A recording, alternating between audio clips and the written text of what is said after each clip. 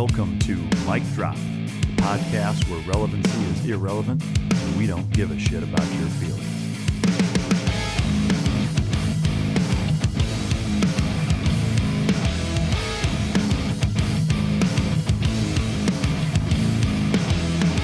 Ladies and gentlemen, as always, it's both an honor and a pleasure to welcome my next guest to the podcast.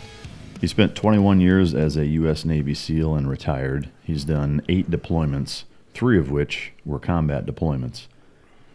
He has received the Navy Cross, 2 Bronze Stars, and a Purple Heart, and is the author of a book coming out in June 9th called Perfectly Wounded, which we will get into the story of that. He's been called the human gun range, and John Wick has wet dreams about this guy. Please welcome to the stage, Mike Day. Oh, you can see I blush. I blush pretty easy. You already got me blushing. We're good. I guess we can wrap it up then if we got you blushing. I appreciate you coming. I know you just came from, where was it, Colorado? You're up in Colorado? You're out in the Phoenix. Phoenix, okay. Left Phoenix yesterday at about 11 o'clock. Yeah, and you drove through the night to make it here on time. Which, I did. I appreciate that. So hopefully we won't keep you up too much longer. But what is your most painful bullet wound? I would say the ones that hit the body armor hurt worse. Yeah? They broke ribs. Explain that a little bit, I guess, for the listener. All right. In total, I got shot 27 times. I got shot 16 times in the body and 11 in the body armor. The body armor, luckily, operated a lot better than it should have. Yeah. And it absorbed 11 rounds, but that energy is transferred to your body also. It stops the bullets, but I had 4 broken ribs and a contusion on my right lung. Were all the rounds AK rounds? No, I got shot with 5.56 green tip. No shit. 9 mil and AK. So there was 2 AKs in the room. The M4 and the pistol were traced back to an Army unit. Like they... excuse me.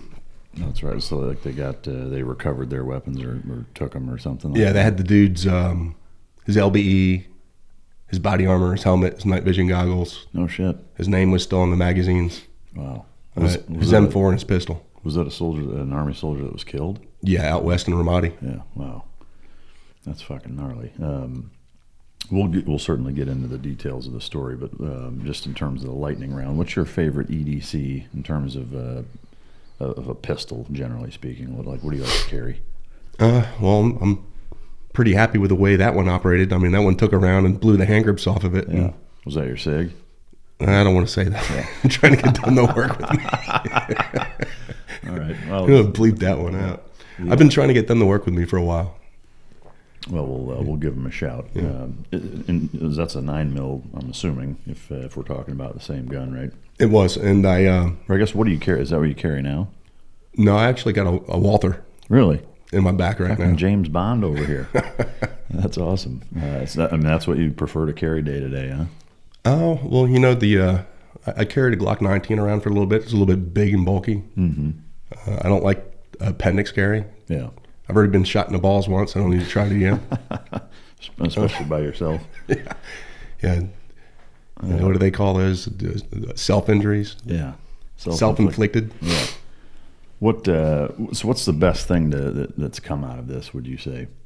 Out of that injury, I would say it's probably the best thing financially that's ever happened to me. Yeah? Tell me about that. Well, my retirement's a bit better than it would have been. Yeah. By more than half. Yeah. My education benefits for my dependents are awesome. Yeah. My daughter, going to be 29, coming up here real soon in April. That one's in April. Yeah. She's doing all my branding and my websites and stuff. So she's my graphic designer. Oh, that's cool. And brand person. Yeah. Well, whatever you call that. I don't even know what I'm doing yet. Yeah. Well, everybody starts somewhere, right? Mm-hmm. What does your morning routine consist of now that you've been out, and how long have you been out now? I got out in 2010. Okay.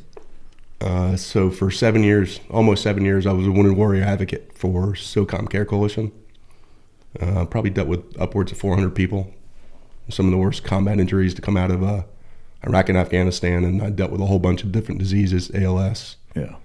A lot of neurological diseases, probably because of the heavy metals and stuff that we're exposed to. Yeah. What does, when you get up in the morning nowadays, what is that? Do you have a morning routine, or is it pretty hit and miss? It sounds like you travel a lot. Well, I just bought a new truck. Yeah. I'm afraid to fly my dog right Yeah. now. But I might have to fly her down to Tampa this month. It'll be the first time. Yeah. So do you have a morning routine? I really don't have a routine. Is there? It just changes. Yeah. I get up and do what I want to do when I want to do it. Do you live somewhere in particular now, or you just kind of bounce around? I'm going to be bouncing around. I'm getting ready to buy a fifth wheel, and I'm just going to park that in different places. Yeah. Across the country. I dig it. One of my closest friends does kind of a similar thing, but he was actually on this show not too long ago. But what were you going to say? Oh, I don't know. I went on a tangent. All right. You didn't bring me back. Yeah. What I would like to talk about kind of where you're from in terms of, you know, what your childhood experience was like, and where it all started, and what kind of contributed to you joining the military. But what ultimately, first and foremost, where are you originally from? I was born in Point Pleasant, New Jersey. Okay. And grew up New Jersey, Pennsylvania, Virginia Beach. Joined the Navy from Virginia Beach. So my father was in the military. By the time I was 12 years old, he was medically retired with schizophrenia. Really? Out of the Navy. So he trained me to be in the SEAL teams. The SEAL teams were pretty easy for me. What did he do in the Navy? He was a 53 mechanic. Oh, okay. And so, being born in New Jersey and bouncing around, I'm assuming you bounced around in that first 12 years because of his career? Or? Well, not a whole lot. He was stationed in Lakehurst, and then Willow Grove in Pennsylvania. Yeah, okay. And then at the age of 12, the second divorce happened. Yeah. And I moved to Virginia Beach. With him? No. He was medically retired from the Navy and lived the rest of his life until he passed away last year in an inpatient facility or an assisted living facility. So, how big of an impact? I mean, I can only imagine it's a big impact, but what kind of an impact did that have on you growing up? It made me have to figure things out for myself. Yeah. I mean, he was a terror. I mean, he used to tie us to poles and beat us. Really? Yeah. Like from day one? I mean, from an early age, or was there a time? An early age. I talk about it in my book. The first time, my earliest childhood memory is jumping on his back because he broke my mother's arm over his knee. How old were you at that point? 5. So, an incredibly abusive father. When you were in New Jersey and kind of going through all of this, what was the family dynamic like otherwise? I mean, was there any normalcy to it, or was it? We thought it was. Yeah. I mean, looking back on it now. Oh, it wasn't normal. Can you tell me like what most days were like in that childhood environment? Did you have siblings? I did. I've got, from the original marriage, I got one brother who's about a year and a half younger than me. And I have, from the second marriage, I have a brother and a sister, one of which was in the SEAL teams. Oh, really? Yeah, Sean Day. Oh, that's awesome. So he was in the teams for about 12 years. Yeah. If you could, going back to just that kind of family dynamic, if you will, what was that like? It was very chaotic, but structured. He would go offline and just beat on us for like silly, stupid reasons. We assumed it was all normal. What kind of reason? What would set him off? There was a week where he told us, "I know you're going to mess up." So he actually woke up and beat us every day before he went to work. We didn't even do anything. He's, with a schizophrenic father, you have a whole bunch of fathers. Yeah. You just never know which one's there. You don't know which one's waking up. So you and your brother, there's a movie, and I can't remember what it's called, but it's got Elijah Wood and obviously a few others in it, but it's kind of a similar thing. They've got this alcoholic, abusive father that beats the shit out of him, and they do a bunch of stuff to kind of counteract it and get away from it. He's the older brother, and he watches the younger brother, and he gets involved. Were there elements of that where you tried to protect your younger brother, or was it he just beat the shit out of both of you? I did try to protect him. I felt like I was his favorite, so I didn't get beat as bad. Mm-hmm. I don't know if that was the case, but it was just pretty much constant. But we had dinner every night at 6:00. Yeah, that was the one normal thing. We had Sunday breakfast. Yeah. Every Sunday. What Sometimes there was containers and glasses and shit flying around, but yeah, there was breakfast.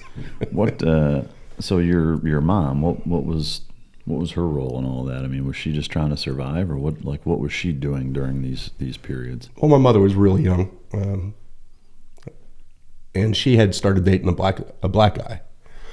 So when we were going through the court system, I think the bias was pretty strong, and she lost us because she was dating a black dude. Really? Yeah. They're still married. That played a role. Yeah. And I've got two brothers from that. Yeah. So I guess walk me through from when you can remember until 12, when you ended up not having to be around him. What was that like? Well, my stepmother was pretty abusive too. Really? Yeah. So so that's kind of where it happened. He went high and right, got put in the hospital. She started having a whole bunch of people coming and hanging out at the house. She was abusive. I stopped it one day and dumped her on her butt, and next thing I know, we were living in Maine. But that whole time we were with my father, they completely alienated us from our mother. We weren't allowed to talk to her. All the cards, Christmas cards, birthday cards and stuff that I later saw returned with the checks cashed. So my father was taking the checks my mother was sending to us, cashing them and not letting us know. Oh, shit. But we never talked to her from the divorce, so we pretty much didn't like her. We didn't. Yeah. We felt abandoned by her, I guess. Yeah. What was the situation once? So you said it was 12 when your dad ended up. Yeah. So my stepmother went to slap me, and I caught her hand. I swept her legs out from underneath her and dumped her on her butt. It was just natural. I mean, I wasn't trained in the fight or anything. I was just tired of getting hit. You were 12 at that point? Yeah. Yeah. And that's the same time that your dad. Yeah, he's already in the hospital. Okay. So we get scuttled up to live with our grandparents up in Maine, who, again, we haven't met or seen since we were little kids. Yeah. And that process was to get us up there so my mother can talk to us and have us come live in Virginia Beach. And then I moved to Virginia Beach in about 8th grade. Yeah. What, the time that you spent with your grandparents, how long was that? Just the summer. Just the summer. Because we started school in Virginia Beach that year. Okay. Did things seem to normalize once you moved to Virginia Beach by comparison? They couldn't control us. Yeah. We were coming from a house so structured that we were afraid to do anything sideways. Moved into a house where they let us do whatever because they didn't understand how to deal with teenagers. Sure. So I eventually wound up getting kicked out of high school because of drugs, and that's how I found my way to the Navy. Yeah. Was that a case where at that time it was like you can go to prison or go into the fucking Navy, or what? How did you even make it in then? I had to get a waiver. Yeah. So when I got booted out of high school, I went to a place called the Job Corps. It's a pretty much like court-directed vocational and GED school. Mm-hmm. So I got my GED and journeyman's license in carpentry. And then tried their college program, which I didn't even last one semester. Come to find out, you have to be 18 years old to be insured on construction sites, so I couldn't keep a job. So I wound up trying to join the Marine Corps. And crazy as it is, a lot of people don't believe me, but in 1988, the Marine Corps wasn't accepting GEDs. Really? Luckily. Yeah, no shit, huh? I mean, I love the Marine Corps, but I know I would only have done 4 years in the Marine Corps. Yeah. All right, so walking back to a little bit of your childhood, I am curious. One thing that I wonder about, from the time that your dad went into the inpatient clinic and he spent, sounds like, the rest of his life there, did you keep in touch with him at all? Nah, towards the end, I tried to talk to him. Yeah. And I scheduled weekly calls, but it was like dealing with a 9-year-old kid. Did he even remember you? Yeah. But it was just a pain in the ass. Well, he was very, very visceral, very racist. I mean, I had to talk to him like he was a kid. It's like, I'll talk to you every week if you want to, but I don't want to hear you cursing and yelling about this person and that person and calling people's names. Yeah. So it was like trying to deal with like a overactive kid. Yeah. Wow. Was there any closure when he passed away, or how did you respond to that? Well, that thing was a mess. Had too much going on in my life. I was actually going to go after the VA for this because he passed away in an assisted living place. The place wasn't zoned properly. There's 30 patients there. They're all paying, I think it was $3,000 a month. So that's $90,000 a month to live in this crap hole. And he evidently choked on something. Oh, really? I had trouble getting the police to cooperate with me. I was going to take a wrongful death suit against the VA. Yeah. Was it a VA assisted living, or was it like a contracted thing? See, he was awarded to the state because he was, what do they call it? An incompetent. So he's awarded to the state. He has a fiduciary that takes care of all his stuff. So the VA, it wasn't a VA location, but the VA had to go see it and approve it. And I can't believe anybody approved that place. I got you. And then medications. 30 people in there, all on psychiatric medications. And I go to collect all his medications, and I ask for the schedule that he's on. And they don't have one. Really? They didn't have a schedule for anybody. Jesus. When I pulled up, there was a dude yelling across the street. They gave him the wrong medication. Wow. So I just had too much shit going on. Yeah. I had to let that one go. How old was he? Ballpark. 60. 60, wow. What was your motivation to serve other than, I mean, it sounds like it was kind of a, well, fuck, I'll take this if that's all I can got nowhere else to go. But, I mean, was there an element of patriotism or was it just really? Honestly, no. Really? Yeah. That's, I think. I joined the Navy when I was 17. Yeah. I don't even think I knew what patriotism was at 17. Yeah. Turned 19 in buds. Yeah. No, I'm right there with you. I was in pretty young too, but. And nobody knew what the SEAL teams were in 1989, 1990. Yeah. So when you went to boot camp, I'm assuming you saw the volunteer video. Is that when you said, yeah, I'll give that a shot, or was it later? No.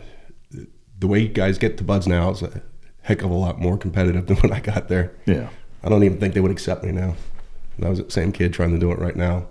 But we just went through boot camp, and in boot camp, they have a day scheduled to do the screening test for SEAL, diver, EOD. But at that point, you had no idea what they even were? No, I did. Okay. I did. I joined the Navy to go to the SEAL teams. How did you find out about them? Navy diver, neighbor. Yeah.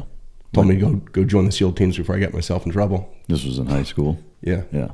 What? So did he play kind of a father influence on you? Or? I hung out with his kids. Yeah. So we were in and out of his place. His kids were bigger hellions than me. Yeah. I think. So he told you about the SEAL teams. What did he tell you about them? He told me they're going to pay me to do all the stupid shit that I do already. So I won't get in trouble for it. Yeah. Yeah, I hear you. All right, so you join, you want to join the SEAL teams in particular. You get in, you take the screening test. Did you pass the first time? Yeah. There's only one day. Yeah. Or back then, I guess there was. I know when I took it. There was like 50 dudes there, and only like 10 of us for all 3 programs passed. Yeah. There was like 2 or 3 of us that passed for SEAL. Yeah. And the other ones were for diver and EOD. Yeah. All right, so you go straight into buds. What A school did you do? Machinist mate. Machinist mate. But I had 4 rates in the Navy. Yeah. Machinist mate, switched to bosun mate, to master in arms, to SO. Okay. Jesus. What? I was trying to trick the system. Yeah. Trying to make rank. It didn't work. Yeah. What? In terms of your path, I guess. So you go boot camp. You go to machinist mate. That's what, 4 months, 3 months? Yeah, I can't really recall. How long is boot camp? 2? 2. Yeah. But and A school was probably about 2. Yeah, I mean it depends on the rate, but I guess my question is you went from boot camp to A school straight to buds, right? Yeah. And then so what buds class was that? I started in 166. Okay. And what did you graduate with? 169. Did you get hurt? Yeah. So from 166, I was rolled out of there. I had really severe stress fractures that were showing up on X-rays. They didn't have to do the MRIs. Yeah. Showing up on X-rays. I couldn't walk down a flight of stairs without holding on to a handrail. So it was pretty bad. At what point of training was this? This was like right after Hell Week. Okay. Yeah, that was a terrible Hell Week. What time of year was it? Winter. Yeah, go figure. All right, so you get all busted up in Hell Week. Did you rolled into 168, and then I have a personal indifference with an instructor that thinks I'm being disrespectful, and he tries to get me kicked out of the teams or out of buds by failing me on runs, even though I got a watch with me. And I had another instructor help me, but it still wound up me being rolled graduation week. Oh, really? From 168. No shit. Back into 169, and they started me off at Dregger phase again. No shit. Well, at least I didn't have to go back to, pool comp wasn't that bad for me. Yeah. I could hold my breath forever back then. Yeah.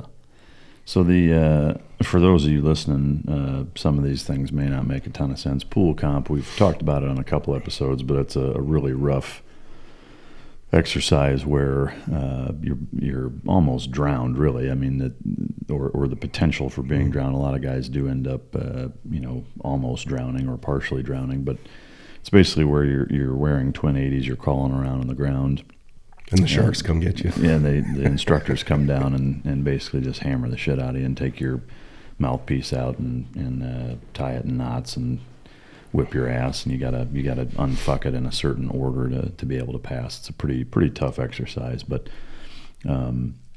that's now. I mean, was dive phase third that was phase? Third, yeah. So back when Mike went through, first phase was basic conditioning, second phase was land warfare, third was dive. Now it's second phase is dive phase, third phase is land warfare. That's how it was when I went through. But at any rate, they switched it because dive phase was the second highest attrition. Yeah. No one fails out of land warfare. Yeah.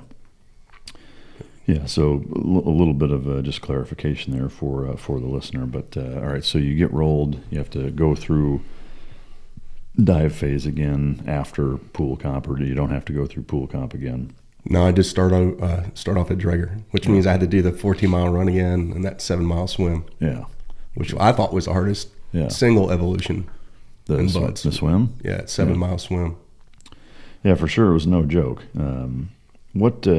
So the instructor that kind of had it out for you or whatever, looking back on it now, I mean, do you still feel that way, or have you made amends with him? Did you ever meet him after that? It's probably better I don't use his name on here, but he's not a very well liked individual. He was he was the dive phase officer at the time. He was the lieutenant. Oh, okay. I like humble people. Yeah. He's far from it. Yeah. I'm trying. And he doesn't know he's stupid. Yeah. He doesn't know people don't trust him. Yeah, it's the worst kind, right? All right, so you get rolled. You end up making it through with 169. What? Where did you go after that? Obviously to Fort Benning and jump school, right? But then drove out to jump school with a buddy named Chip Bannon. Yeah, in an orange T-top Trans Am. That's some classic '80s shit right there. Yeah, it was a fun car. So we went to Benning. Yeah. So Fort Benning jump school, you complete that, and then what team did you go to? 3. Okay. So were you at 3 from to talk about the first push at Team 3? Was it 5 years? No, almost 7. Okay. I did 4 platoons there. And that was from 90 to 97. Okay. And then I went to the jump team. You talk about the 4 platoons you did there. It's largely peacetime, other than maybe a Kosovo one, right? That wasn't Kosovo. That was all during Gulf War. I didn't get over there during the Gulf War because it only lasted 28 days. Yeah. And old Schwarzkopf didn't much care for us anyway. Yeah. It was funny the missions that the SEALs were doing during the Gulf War. Yeah. Deep water counter mine measures, and they did some kind of historical stuff. They did that false bombing on the beach to make it look like they were coming in from a different location. A hydrographic reconnaissance, and the 3.5 fathom mark was 2.5 nautical miles away. Yeah, Jesus. That's when we had 13-pound man packs that were GPSs, and they had to float them on boogie boards. So this is for reconnaissance of the beach? Yeah, they did a no-shit hydro recon, Team 5 guys. This is during the first Gulf War? Yeah. Yeah. But the 3.5 fathom mark, where we start at, was 2.5 nautical miles out. Which for the listener is how deep? That's 21 feet? Is my math still right?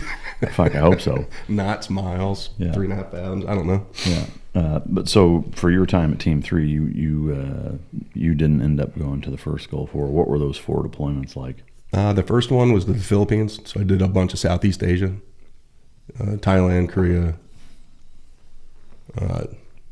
Japan. Went to Singapore. And then the last 3 were peacetime Middle East deployments. Yeah. So just doing like cross training with. Yeah, it was 6 months, a month in each country, with the last stop usually being Bahrain. Yeah. A lot of those places are a lot different. What's the place that built all those islands? Dubai. Dubai. I haven't been there since they have done all that. Dubai was a lot different place when I was there in the mid-90s. Yeah. Yeah, it's turned into, I mean, it's almost like the Vegas of the Middle East in a way, I guess. But, all right, so you do 4 platoons and 7 years at Team 3. You leave there in 97, you go to the jump team. Talk about the jump team a little bit. Scariest job I had in the Navy until people started shooting at me. Yeah. We would jump into all kinds of crazy stuff. It was a blast, though. Did about 1,500 jumps over a 3-year period. At the time, it was all SEALs. And we got to pretty much pick what shows we went to. Is there any that stick out as being the best and the worst? I like Kansas City. Like the Chiefs or what? Yeah, the Chiefs games. What was it about Kansas City? The fans are pretty awesome. And they have block parties. And they block traffic off and have parties out in the street during the home games. So we didn't only get to jump into the stadium. We got to jump into downtown and parks downtown, fly by skyscrapers and stuff. It was great. Was there a worst show? Worst? I don't really have any that come to mind. I landed off once. I was supposed to land on a pier in San Diego. Tell me about that.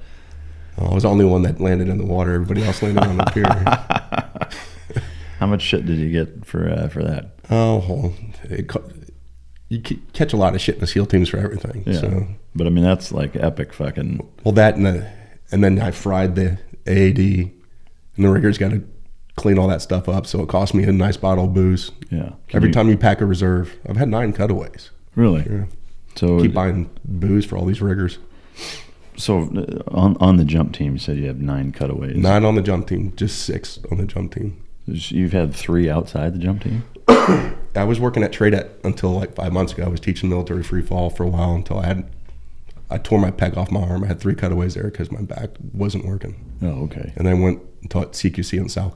Can you walk the listener who has never parachuted or seen parachute ops what that cutaway process like, or just pick one of your cutaways and walk us through step by step what that is like? Okay, well, the last 3 were due to prior injury. I had 2 rounds go through my scapula. I shattered my scapula. And I'd been jumping over the years, but not like I was with these guys. We were jumping 4 to 6 times a day for 2 weeks. And come to find out that my back locks up and seizes on me when I go to occasionally when I go to reach for the throw out. And then my whole right arm's useless. So the throw out it's called a bottom of the container. So you reach behind you, pretty much right next to your butt, and you pull out a hacky sack and you throw out a pilot chute. Well, my back seizes up, my right hand doesn't work. So I would have to cut away. Usually, I mean, even on a high speed. This is what's called a high speed. There's nothing over top of you. So you got high speed and low speed. So these last 3 when I was working at TradeEt were high speed. I never got my main parachute out. TradeEt is the training detachment for you civilian assholes. So that the first 2 times, I can't believe they let me jump. So just so that I'm clear, right? So you jump out, and because of your injuries, you physically can't reach behind your back to grab. Correct. My whole back seized up, and my hand wasn't working. So I couldn't grab the throw out. So you're basically just floating there, unable to deploy it, right? Yes. And then I was able to pin my arm and come up and actually cut away the main, because you don't want the reserve coming out with an attached. Yeah. Even if it is a high speed. What's the difference, high speed, low speed? Talk the distinction between the two. A high speed malfunction means that a parachute never comes off your pack tray. And a slow speed malfunction is when you have a parachute over top of your head. And it's just but that could be fast too. I've been in wraps with 7 dudes, and 4 parachutes are completely deflated. Really? And the other 3 are partially inflated. I'm assuming that's one of the cutaways, right? Yeah, those were my first ones down in Key West. It was crazy. I was even on the jump team anyway. I was actually had orders to Buds, didn't want to go to Buds, and just kind of ran into the jump team having tryouts. I only had 30 jumps, maybe 32 jumps. Yeah. When I tried out, I didn't think I was going to make it. I just wanted to jump those parachutes. We got 50 jumps, but I wound up getting picked up for the team. So did that for 3 years. Yeah. Going back to the cutaway process, I guess, what's for you? I mean, even having been through it 9 times, is there an element of holy fuck that's going through your mind while that's happening? No. I guess take the 3. The holy fuck happens when you get on the ground. Yeah, I guess take the 3 out of the equation that are just from injury. The prior 6 that were, essentially fuck ups where, it's an actual malfunction with the parachute. Didn't have anything to do with you necessarily. Can you walk us through kind of the mental process that takes place during that time? Is it default to training like most things, or are you thinking about it? It is. I mean, when we talk about that gunfight that I was in, and all these parachute wraps that I've been in, everything has always slowed down to the point where I've had plenty of time to observe it and figure out what I'm supposed to do. I wish I could do it without being under such high stress, but it's like I distort time and everything slows down. So on the jump team, we do what's called canopy relative work. And say that again. Canopy relative work. Okay. It's called crew. It's the initial move to build formations under canopies to link up with each other. The first move you do is you take a parachute and you hit a dude in the back, and he grabs your lines and slides down your lines, and you just keep building guys on top of that and you build formations. Well, in Key West, there's a lot of wind shears, and we were doing what's called rotations. So you have a 7 stack, sometimes more, sometimes less. The guy on the top pops off the top and then does a front riser all the way to the bottom guy. And when he hits the bottom, the next guy flips off the top. And just basic crew rotation. And the wind shears were just so bad out there that 180-degree wind shear at 50, 60 miles per hour does funny stuff to parachutes. So what exactly happened then? Oh, a couple times we were doing those rotations, and we would do clear and pulls, hop and pops at like 12.5. Can you describe some of that? Realize most of these people have no fucking idea what you're talking about.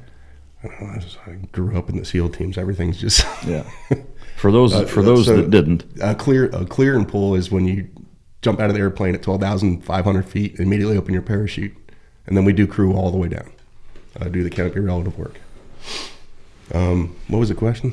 Well, there's that, and there's hop and pops. Just realize that when you're saying this, what you and I understand as acronyms. I'll get better at this. Most people are probably sitting here like, the fuck is he talking about? So the clear and pull, you described that, the hop and pop. Again, for somebody that's never jumped out of an airplane, I think, there's a lot that just isn't known. And so hop and pop, jump out and open your parachute immediately. Yeah, and that's usually at 12,500. Is that kind of the average? Yeah, that was our working jump. So all right, so you're at 12,500 feet.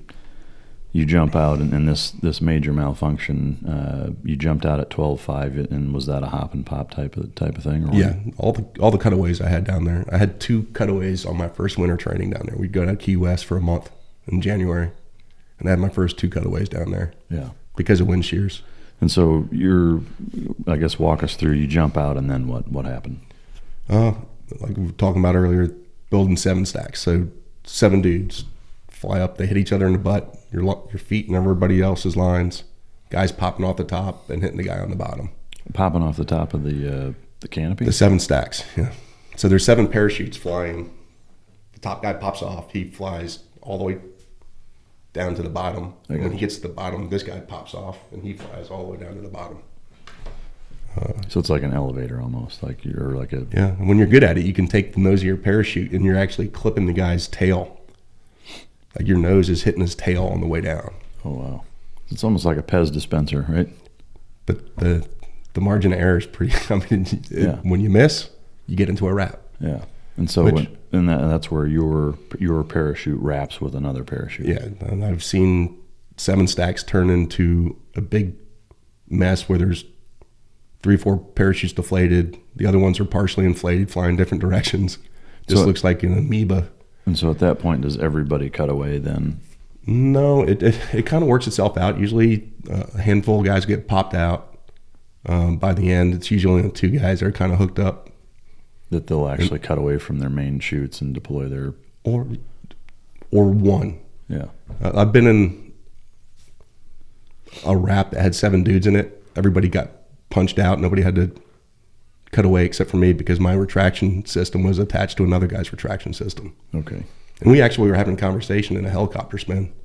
He was telling me to cut away. I was telling him to cut away. Yeah. No, you cut away. It's like fucking Top Gun, right?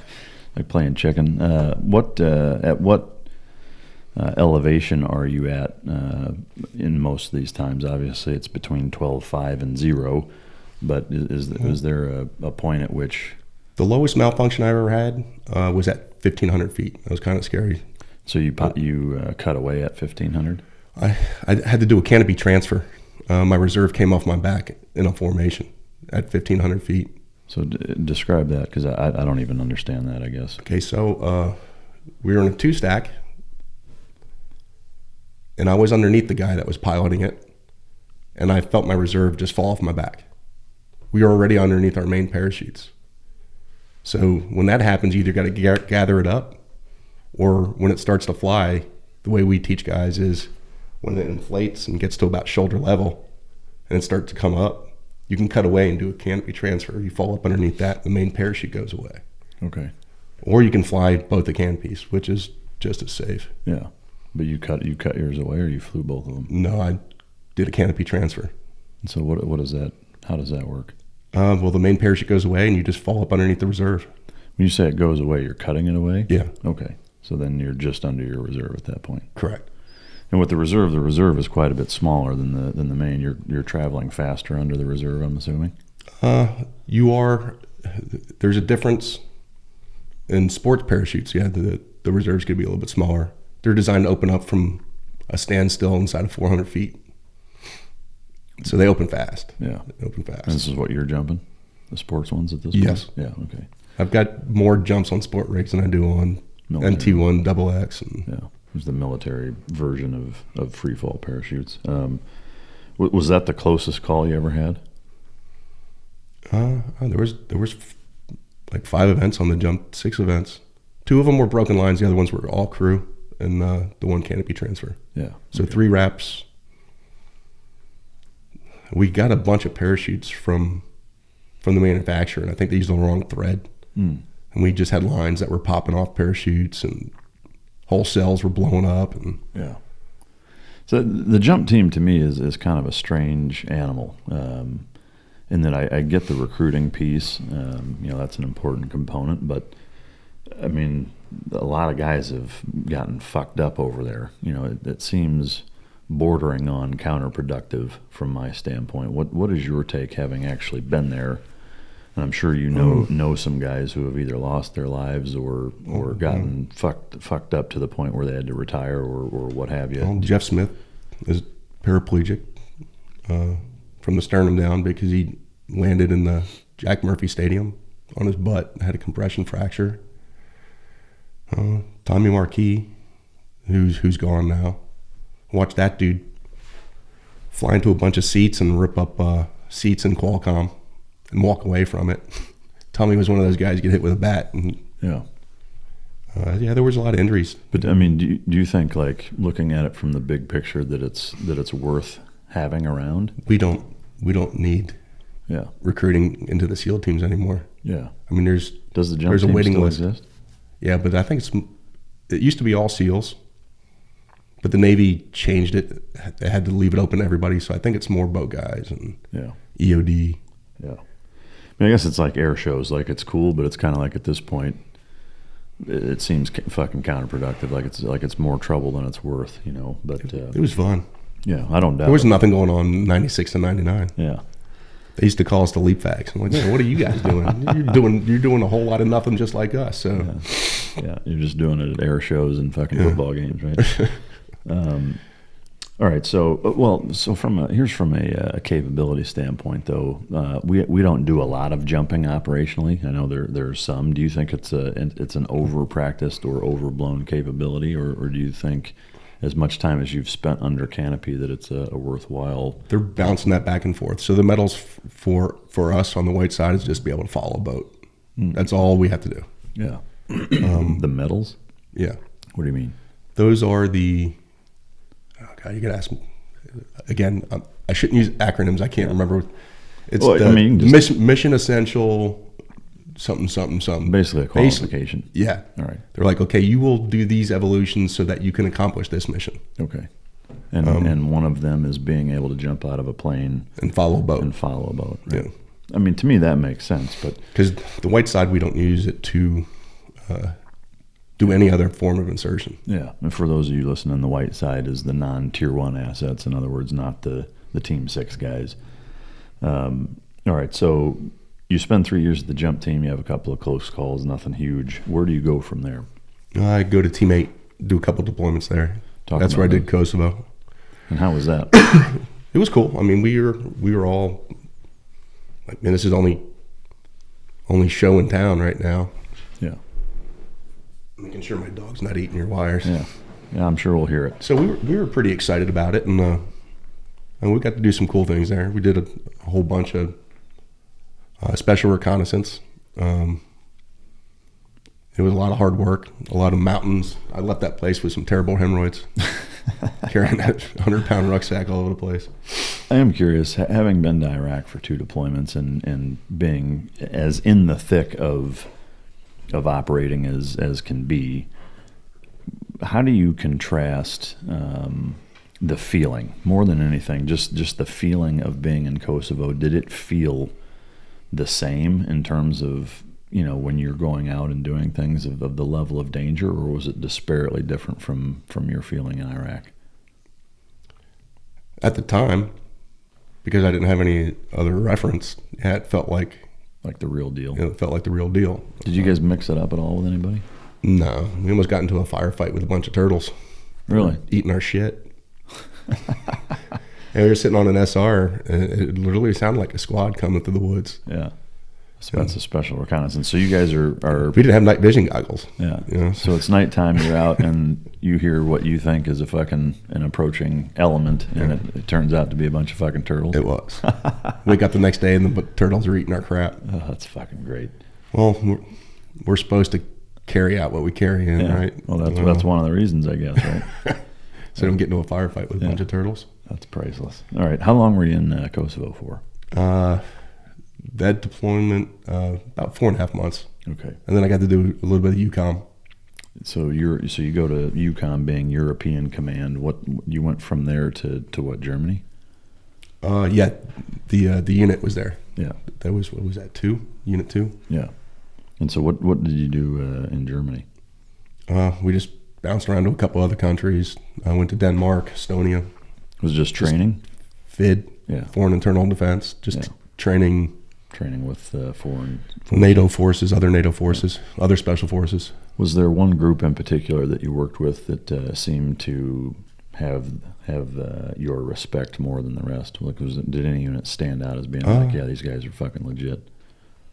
Well, you'll recognize in a lot of the former Soviet bloc countries that there's a lot of ex-Spetsnaz. Yeah. You feel like they're trying to ask you to. You almost feel like you're training like bank robbers. Yeah. They're like, how do you do this? And you're like, okay. Kind of like in Iraq and Afghanistan, you don't teach glass or explosives. Yeah. Well, I hope guys weren't teaching. Yeah. Meaning, don't teach them how to use a scope. Yeah. What? Or bombs. Yeah. So while you're in Europe, were all the groups about the same, or? No, that the group that I thought that if they would have been better funded, could have approached our capabilities, because they were just that motivated. Was it Slovenia? No, Lithuania. Yeah. The Lithuanian guys. They were hard dudes. Yeah. They got no money. Yeah. They got shit gear. But the motivation is there. I haven't worked with a whole lot of other special forces that I think are really worth a shit. Yeah. But we always joke. I've always joked with guys too. We're not really that good. Everybody else just sucks. Yeah, no, I know it. It's one of my favorite quotes. It's probably pretty apt. So from there, you spent some time in Europe at the European Command. Where do you go from there? That's when Tradet started. Okay, so training detachment, so this must have been 2001, 2002. Yeah, I checked into the Tradet like 3 days before 9/11. Oh, okay. And I got stuck there for a couple years. So while you were there, how was that? I went in there. I ran air cell. Okay. A lot of jumping, HRST stuff, helicopter rope suspension training, fast roping, just everything to do with air. Yeah. That's where I started, but I kind of bounced around everywhere. Land warfare phase. Yeah. CQC. We didn't really have much of a SALC back there. I dabbled around pretty much everywhere. Yeah.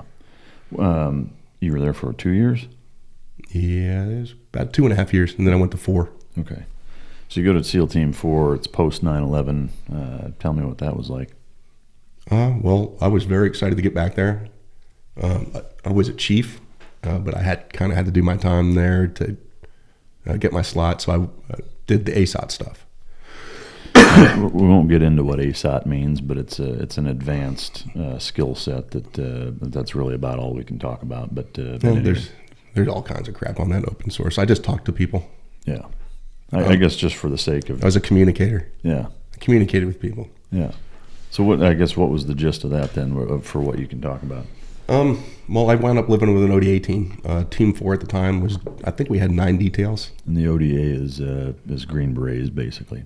So you're embedded with a group of Green Berets. And I'm the level 3 now, so I'm the guy that's dictating all the collection and. That basically what that means is that that's a higher level in terms of what he's charged with. Basically a case officer, DOD's equivalent to a case officer out of the agency. And so for that, you're directing to the Green Berets then what to do and how to do it as far as that goes. Well, I wouldn't say directed, but I was only level 3 in the house, so it had to be under my authority. Yeah. And it had to be approved by me because I was only one. That sounds like directing. I don't like to say guys work for me. I usually like to say I work with them or they work with me. No, I get that. But I mean, ultimately, what is taking place is being directed by you because of your skill set. I'm ultimately responsible for what gets done. And so where were you with them at? That was in a ODA house in Baghdad. Okay. It was a former Iraqi Army colonel's house. Yeah. 3-story house. We had a swimming pool in the basement. We had a bunch of civilian contractors for security, which was kind of scary. We had a bunch of like Army reservists that did full-time 24-hour security for us. Yeah. And the place was set up pretty good. I mean, we had grenades and boxes in case we got through the front door. Yeah. Belt-fed weapons on the roof. We never got into a gunfight in that building. Did it seem like you were putting that level 3 skill set to good use? I mean, did you make some progress? Oh yeah, we did. Most of it we wind up turning over to the people that actually own the battle space because everybody wants to work, and special forces don't need to be going after a bunch of low hanging fruit anyway, taking risk for stuff that doesn't benefit or improve our position on the battlefield. Yeah. Marines have a lot tougher job than we do. For sure. They walk around until someone shoots at them. Yeah. It's called patrol to contact. Yeah. To me, I don't want to do that. Yeah. I want to wait. I want to know where they are when they're sleeping, and then kick their door in. Yeah. And then sometimes they still shoot you. Yeah. How long were you with that Green Beret group? I did that for 5 months on that deployment. Okay. So then you come back. Well, they jammed me into, what did they call it at the time? Instead of being in one of the houses, I had to be like the manager of all the houses. So I did a bunch of administrative work and got guys money and phones and to deal with the stuff that they had to. Fucking logistics guy, basically. Yeah. I hated that. Yeah.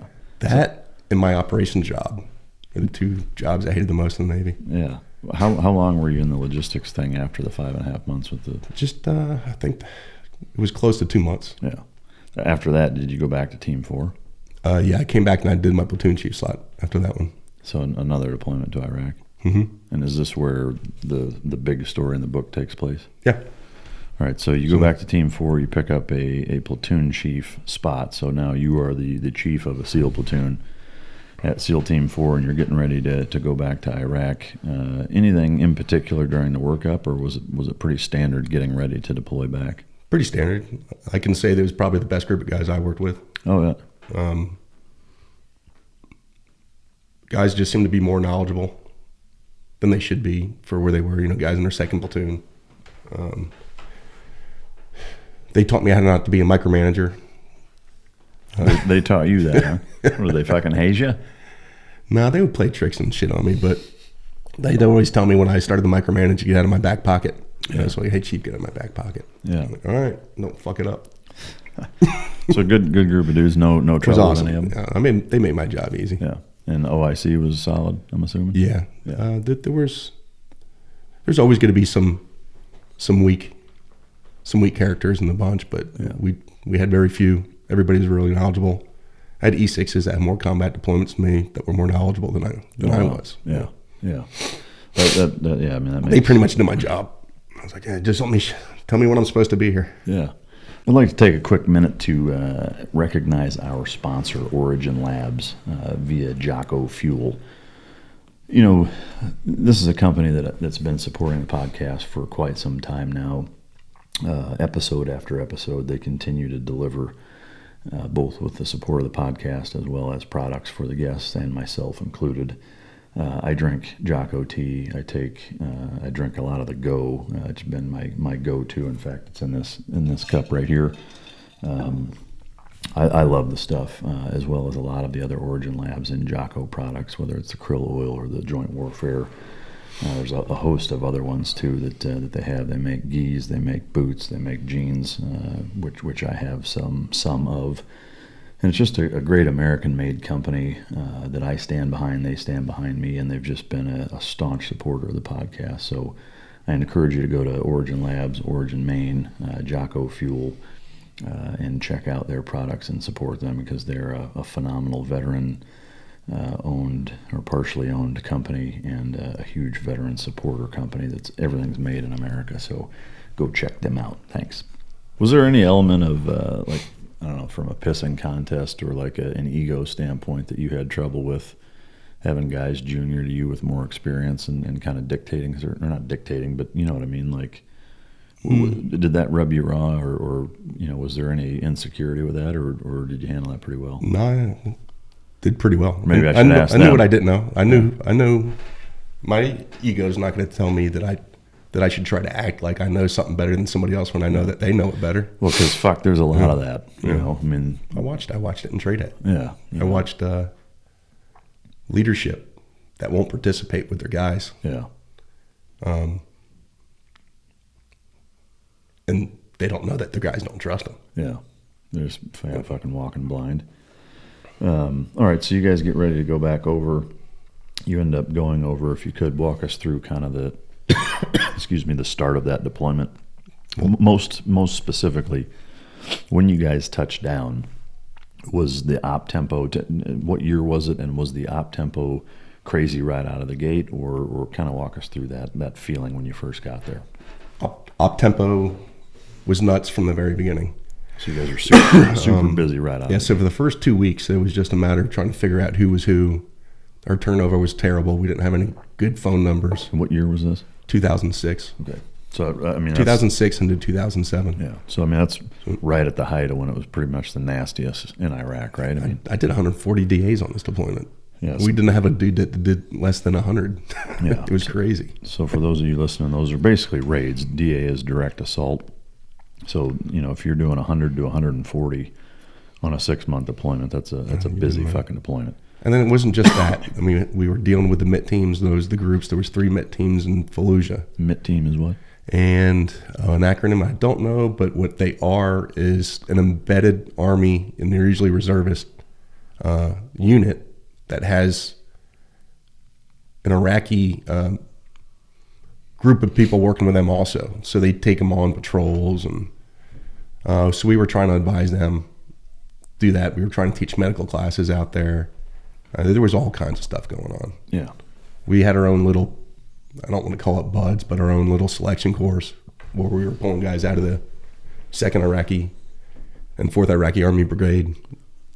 When we first showed up there, though, we had 50 guys show up. Told them to do 10 push-ups, and 40 of them quit. Oh, shit. 40 of them quit. So you got the good solid 10 guys that can do 10 push-ups. Well, geez, by the time we got out of there, people were begging to work with us. Yeah. Well, that's cool. All right, so 2006, 2007, you get on the ground. It's super busy. You're doing lots of DAs, working with these other Army teams. Were there any other operations during that time that stand out as being, either super hairy or dangerous? Did you lose any guys? Were there any operations that you can share that are noteworthy? Well, the only one where we lost somebody was the one where I got shot up, and Clark Swedler was killed in action on that one. And that was a turnover operation.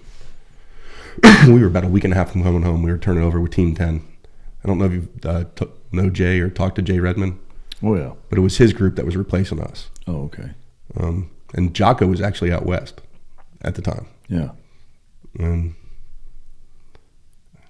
So we were working. Yeah, well, my question is, 140 assaults basically. Did all of them go textbook up until that point? I mean, were there any that you guys? I would say that one went textbook. It just was, you can do something, you can do everything right, and bad stuff can still happen. Yeah, but I mean, in terms of before that, because the operation where you got shot and Clark was killed was at the very end of that deployment. Yeah. So for that entire deployment, can you share some stories, some operations that you went on that were noteworthy? I would say I've got two. So over in different regions in Iraq, they have, you remember the deck of cards? Mm-hmm. Okay, so the number 4, we went up catching the deck of 4 in Ambar. I can't really talk about how we did that. We taped an antenna to a broomstick somehow, and we found that guy. What was the... But no, here's one that I thought was really cool, because I felt like I was in a movie when this one went down. So we pop open the door, and I'm number 1. And I give a head check in there, and there's 7 dudes with their weapons sleeping on the ground, wearing body armor, not body armor, but LBEs, and their AKs are either laying right next to them or like across their chest. So we wind up getting in there and putting 2 guys on each one of them and wake them all up simultaneously. Pretty much walking them out there. No shit. I still have guys ask me, "Oh, Mike, why didn't we kill those guys?" I was like, "Well, our jackpot wasn't in there." What was the premise of the mission, the concept of operations in terms of you were looking for number 4 and those people just weren't them? Or no, he wasn't in that room. But we zip tied all those guys up, and they walked us down the middle of the street to where he was, and we got him. Yeah. Did you end up keeping those guys captured and turning them over to? Yeah, we did. Did anything come out of them that you know of? I know we had a guy that was supposed to be working the TIF, which is where we bring the guys after we pick them up, and I never got any other follow-on information. I don't think the guy was a very good debriefer. Yeah. But I was doing all the debriefings out in town, so we were getting follow-on information from them out in town. Yeah. They asked me, why didn't we kill him? I was like, well, we wouldn't have known that our guy wasn't in there. Sure. We would have killed all those dudes. Goddamn coronavirus creeping up. And then failed the mission. Yeah. So it would have been a mission failure. But so with those guys, you turn them over, nothing seems to come out of that. No, I mean, you have to have basically it's what's similar to like a warrant. It's a lot easier for us to get the warrant to go do these missions. Yeah. You get the concept of operations approved, and you have to have a package that says this guy is bad because of this. Right. A lot of those guys were probably released at the end of 72 hours. Yeah. If there wasn't anything they could get out of them, a lot of those guys would be out 72 hours later. Yeah. I mean, you'd probably be fighting them a few days after that. I mean, who knows how many times we picked up maybe the same guy. Yeah. It's like fucking Border Patrol. So in all of those operations, were there any where you guys got into huge gnarly gunfights No, a lot of indirect fire. Really? Yeah. So it was mostly tame in terms of the actual troops in contact or fire. We had one where we came around a corner off of a target, and there was 3 dudes burying an IED in the middle of the road. That wasn't really a gunfight. I just had Chad shoot the guy with his 50. Yeah. Shot him right in the leg, blew his whole leg off. Oh shit! The Rufus round hit him. And it was just the one guy. There was 3 of them. 2 of them got away. We didn't go after. We didn't chase them. Yeah. But, were they successful in burying it, or did you guys blow that shit in place, or what? No, we just marked it, sent the OD out there. We don't mess with that shit. Yeah. All right. So as this deployment wraps up, the op tempo was high. Was the morale pretty high with the platoon at that point, or? It was. It was slowing down. What I recognized on that deployment, that about 4 months at that pace is about all a dude can withstand. Yeah. The first 4 months, because we got to the point where we had 10 to 15 pre-approved con-ops. We were just waiting for the signal to go, just waiting for a trigger to go. And we were going out so much. The guys would come to me in the afternoon like, what do we got tonight? I was like, well, I don't know yet. So we would usually get word between 10 o'clock at night and 2 o'clock in the morning, and that's about when we would launch. I wouldn't have to go find the guys the first 4 months. The last 2 months, I had to go find them. Yeah. They wanted to watch movies, and yeah. I mean, they were working hard. Yeah. 4 months that's it. If you're working that hard, it's just too much, I think. Yeah. And the bulk of these nightly operations, or almost nightly operations, were you guys going out looking for high value targets? Yeah, like I said, we had 10 to 15 pre-approved concept of operations, just waiting for kind of like the mold to pop his head out so we can go after him. Yeah. And a lot of times we would find other targets on the way to the one we were going to. Yeah. And pick them up on the way back. And I would say more times than not, the first house you go into is not the only one that you have to go into. Yeah. Was there any element of like the corruption of whether it's interpreters or local sources giving you guys not necessarily bad info, but info that's maybe not completely accurate in terms of, you know, having a tribal rivalry that they just want to fuck this tribe over? Did you guys run into any of that? I personally didn't. I trusted all the interpreters that we had. Mm-hmm. I'd still hang out with Bossman if I could figure out where he was. He might have got left on target that night.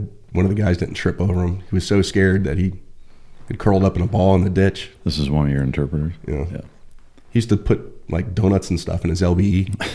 I had to make him carry a pistol. Oh, that's funny. But yeah, you might need it one day. Obviously a good interpreter though, right? Yeah, he was great. Yeah. Crazy backstory. First Gulf War, decides to get an Iraqi army uniform, walk his ass across the desert to, was it Bahrain, and went up in an intern camp for like 7 years. Holy shit. He hated the United States to begin with. Now, and the dude I'm talking about was I forget how we did. He had a TS clearance. Really? Yeah. So how did he get turned from hating the U.S. to working for you? Well, he had worked for other people before us too, other agencies. Oh, okay. So he's very well vetted. Yeah. I trusted the guy. Yeah, I got you. All right. So as this platoon, or this deployment rather, is wrapping up, and for those of you listening, when we talk about turnover ops or turnover missions, it's basically where the incoming group that is replacing the outgoing group, they'll go out on missions together sometimes, or be heavily influenced by that to basically turn over what they've been doing to the new group. If you could set us up by saying what this mission was for first before you get into kind of the details of it. Okay, this target set was a cell that had shot down 4 helicopters. So that was the reason why we're going after them. They killed 4 birds and everybody on board. They were all medevac birds. We had gone after this target one night prior with the vehicles, and we got ID'd. Really? And just the routes in there were it was too stupid to try drive back in there. Yeah. So this crew had shot down 4 American medical. Correct. And killed everybody on all 4 of them. Yes. Do you know how many people that was? I don't. I do know that one of the officers in my platoon had gone to the academy with one of the female pilots that was killed. Oh, really? She lived right across the hall from him at the academy. Oh, wow. So, I mean, to me, that's something that... So, I mean, usually a medevac bird, you're going to have 4. Yeah. You know, the doc, and then the pilot, co-pilot, and then some kind of crew chief. Yeah, plus whoever's on it. Yeah. If there's an injured. And I don't know that. I don't know if they were actually medevacing anybody when they were shot down. I don't know that. Yeah. So it's a unit out of Hawaii. Okay. So this crew that was responsible for it, do you know who they were? Were they with? Was it Al-Qaeda? Was it? It's Al-Qaeda, yeah. Did you know any other information about them other than that? No, I mean, everything turned cookie cutter. You know, it's a DA's a DA. Yeah. Okay. So you guys are setting up for it. How did you end up going in? We flew in, did an offset, landed about 3 kilometers away, patrolled in, get up to the target. We get word from overhead that there's some chatter on the ground that they might know we're there. But there's like 2 or 3 other operations going on, so they can't tell if they're talking about us or somebody else, a couple miles away. So we go from hitting 5 buildings in close proximity to just 1. We get up to it, breach team goes up. They pop open 1 door. It's a short room. There's no other access to the rest of the house. I'm the minimum safe distance guy in case we have to go breach. So minimum safe distance is, we say, MSD guy. I just stand far enough away from the explosion if we have to go explosive. And for those of you listening, talking about breaching, where he's referencing using explosives to actually blow the door open so that they can gain access to this building. But we just mechanically opened it. We did find out that the more noise you make at the door, the more people shoot at you from outside. Strangely enough. Yeah, strangely enough. So a lot of times that door is actually open if you just try the doorknob. It's amazing how many are actually open. Yeah. What did you guys use to breach, a sledgehammer? Or? Nah, they hoolied it. Yeah. A hoolie tool, which is another tool that like fire department uses also to pry open doors, car doors and stuff. It's kind of mixed between a sledgehammer and crowbar and ice pick. Yeah. Pretty versatile tool, but they popped it open. There was nowhere else to go. They give me the call, short room. I'm the MSD guy. I'm already on another door. I turned and did a donkey kick on that door. That opened up into a small foyer with 2 doors in it. Went on the left wall, went on the other wall, on the far wall, back wall. And I am holding security on both of these doors. And the train's not splitting. So Clark, who was on the breach team, comes from that initial room, does a head check into the room, sees that I'm holding on 2 threats, comes in, goes to the other door, the train splits. We do a barrel wave and we do simultaneous room entries into both of these doors. As I make entry into the room, my door opens into the wall. So it's a corner-fed room. I can see the whole right wall is clean. So I start traversing down the left wall, and I don't even come off my pivot foot before they're shooting me. So behind me, my number 2 guy and number 3 guy were both Iraqi scouts. My number 2 guy got shot in the chest and knocked out of the room. Number 3... Does he have body armor on? Yeah, his body armor. And the number 3 guy got hit in the chest also with body armor, and he got killed in the doorway. A round passed through my door, the door that Clark went through, and it hit him in the back of the neck. So I wind up losing my rifle as they're shooting me, and everything goes slow motion again, like Matrix, like no shit Matrix. Like I'm watching bullets spin, I'm watching vapor trails, I'm watching where bullets are impacting. And what probably took 5 seconds from the time I entered that door to the time I hit the ground felt like a couple minutes to me. Yeah. I mean, the whole conversations I had, to include asking myself, are you getting shot? Are you getting shot? But I lost my rifle as soon as I got in there, and I transitioned to my pistol. And as I was falling forward, I killed the dude down the left wall and hit the ground right next to him. So he's up against the wall. I'm up against him on my left side, and there's a window over top of us. I start shooting around the room. There's a dude that had pulled a pin on a grenade. He was trying to run out of the room. I hit him in the head.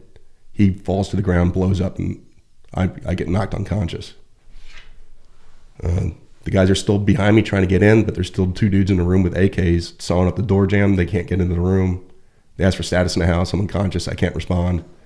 There's 3 of our recce scouts that had penetrated deeper into the house, so they were in the back, and they weren't on. We don't let them use our crypto, our radios. So they couldn't respond. So they decided to pull back and use the Spectre to blow up the target. The Spectre is a AC-130 gunship. It's you could YouTube it. It's a pretty badass aircraft. It's nice to have them overhead. So they help you out in that case. Well, we've come a long way with JTAC stuff. And are you a JTAC? What's that stand for? Joint Tactical Air Control. Okay, yeah. Because we used to not have that qual. Yeah, it's basically calling in close air support, which is something that we do a lot of, where you've got some sort of aircraft overhead and shit starts to go bad, and you can call them in to come in and fucking drop back bombs. Yeah, it's nice. Yeah, it's a good augment. But so they're pulling back, and like I said, we come a long way in the JTAC. You can't drop bombs unless you've got a full head count. So they obviously don't have a full head count. I'm in the house. Clark's in the house. 3 recce scouts in the house. Well, actually 4. One's dead. So where was the rest of the platoon at this point? They were outside of the house in the train. Waiting to get to come into that little foyer. It was a pretty small foyer. Yeah. So while this is, so no SEALs actually saw me go into that room. And that's why when they decided to fall back, they didn't know I was in there. Plus my radio was broken anyway. Even if I was not unconscious, the radio wouldn't have worked. Yeah. I had to replace it out eventually. You got to get me reset, Mike. So I transitioned to my pistol, killed the dude on the left wall, hit the ground, shoot the other dude with a grenade. He drops, blows up. You're knocked unconscious. Knocked unconscious. The guys have now decided they're going to leave and blow the house up. As they're exiting, I wake up and I re-engage those 2 guys. So at this point, these 2 guys are still... I don't know how they didn't get knocked out. Yeah. But when I woke up from that grenade blast, the 2 dudes were on the other wall with AKs shooting over top of me through the window at the guys that were leaving. So you're laying on the ground, you're unconscious. You come to consciousness, and you look up, and these 2 dudes that shot you are standing above you. They're about 10 feet away. Okay. They're on the opposite wall. So I'm assuming that they assumed you were dead. Yeah, and okay, so there's 2 holes in my back that don't line up with holes in my body armor, and I got shot twice in the butt. And by your own scout? No, I think when I was unconscious from the grenade blast, they took the pistol, jammed it in my body armor, and put the 2 in my back, and then shot me twice in the butt. I just had a bullet that traversed. I got shot in the butt with it, and it traversed over my hip, all the way to my stomach. And now it's a necklace. And I had the guys cut it out. Yeah. Can you show that? Hold that up again, or you don't have to take it off, but just. I got to show you the AK round too. They guys made a necklace out of an AK round that hit me. So this was a round that was in your ass? Yeah. That's wild. Probably need to show you the pictures. It's pretty hilarious. That's so get to that gunfight. So I wake up, 2 guys shooting over top of me, and I re-engage them, and I think they think I'm dead. They don't know until I empty out the first mag that I'm shooting at them. So I run a mag dry, do a mag change, continue shooting at them. They start shooting at me. I have the magazine. I try to get them to give me the pistol. They wouldn't give it to me. They fixed it and put it back in circulation. But it hit the foot of the magazine. The AK round went to the foot of the magazine and blew the hand grips off the pistol and caused it to malfunction. And I can remember feeling the springs in my hands against my gloves. And I opened my hands to drop the hand grips that crumbled. And I did the tap, rack, bang, cleared a malfunction, and I killed those 2 dudes with that pistol. No shit. And so they're 10 feet away. They have no idea that you're still alive. You come up. They eventually did. Well, of course. So at this point, you've been shot. Had you been shot all 27 times at that point? I think the last couple probably happened there. Okay. My left thumb almost got shot off. Yep. But so you had a lot of them into your body armor, in and around your body armor. I can't tell you which ones hit when. Right, but you got two in your ass, right? Yeah. When you came to consciousness at that point, were you feeling anything, or was it just adrenaline? Was like, well, when I got when I gave them the report, when you give first aid to somebody, ask them, what's your self-analysis? What hurts the most? And I told them I can't breathe. I thought it was a sucking chest wound, and my pelvis hurt really, really bad. Yeah. Those were the two pains. Other than everything else, it just felt like one pain. I don't know how to describe it. Yeah. It was just like the grenade concussion made your whole body fucking hurt, probably. But I didn't really recognize it. I was in shock when I was up walking around. Mm-hmm. Because I did. I wound up getting up and walking around and clearing the rest of the house after these 4 guys were killed. These 4 guys, if we can take a step back, you come to consciousness. You say you as you come to, you see them about 10 feet away shooting out of a window at your guys, right? Yeah, I'm laying under the window. Okay. So there's wall, window, the first guy I killed, and I'm laying right next to him. Yeah. He's against the wall. And so can you walk us through, like, when you came to, did you just draw on them and tag them both, or how did that work? When I woke up and saw it, I actually thought about playing possum for a couple seconds. Well, it might not even have been that long, but I did think about playing possum until I realized how stupid that was. Yeah. And then got mad again and started shooting at them. Did you shoot at them from laying down? Did you come up? So you just... I was on the ground. Yeah. The whole gunfight was from the ground. Wow. When the guys got back into that house, they didn't know I had been walking around. And when they found out where I had originally landed, they said there was so many bullet holes in the wall that you could see the outline. Wow. Of where I was laying. Oh, shit. I am curious, when you start to engage them, were they so consumed with their own shooting? They were. Did they even, like, were they completely caught off guard? Like, when you shot the first one, did the second one? I got a magazine, ran dry. Without them even realizing. So when I first came in the room, I probably put 5 or 6 rounds into maybe 7 to that first dude. And I only shot that dude with a grenade once. Mm-hmm. So let's say 9. We still got, 6 rounds in there? So I ran that dry before I had to do the magazine change. And as I was doing the magazine change, that's when they started shooting at me again.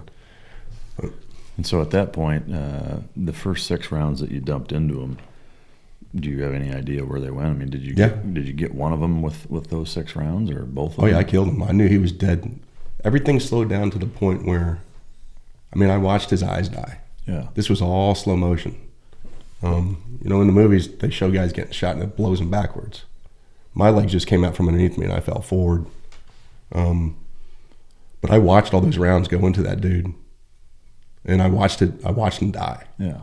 And that was just the first guy. You did a mag change and then engaged the second guy. Well, that was just the first dude down the left wall. That was the first guy. Okay. But I guess I watched rounds hit. It was I guess all slow motion. Okay. From the time where you lost consciousness and came back to these other 2 guys, you had 6 rounds left? Yeah. And so did all 6 of those rounds take both of those guys, or did you only get one, or how did that No, work? I hit them a couple times with it. Each? Yeah. And I had to put another mag in. Yeah. And so at this point, they're shooting at you now. You're doing a mag change while they're shooting at you. I ran 2 mags dry. Oh, shit. On 4 dudes. Yeah. They were making fun of me, telling me I needed to go back to the shooting range. But I was never really the best pistol shot. Yeah. It's actually harder to be a good pistol shot than a rifle. No, for sure it is. Yeah. But to me, it's amazing sitting here kind of visualizing you laying there. You start to engage them, you run out, you're doing a mag change while they're shooting at you, and you continue and manage to kill both of them. Probably about the time my left thumb almost got shot off. Yeah. So did they hit you while you were shooting them? Yeah. Several times? Yeah. So I don't know at the 27 which ones were where. Yeah. If they hit you anywhere other than body armor or anything like that? No, it all felt like one pain other than just, the fact that I couldn't breathe in my pelvis. Yeah. So, all right. So shooting stops. I asked for status in the house. An Iraqi scout, one of the 3 Iraqi scouts that went into the house, deeper into the house, came in, and gave me a report, told me about Clark, told me about the dead scout, told me about all the women and children. Was Clark KIA immediately? He was killed. Yeah, he was KIA immediately. Went right through the side of his neck and just got that artery. When I found him, he was still smiling. He had a smile on his face. He looked really peaceful.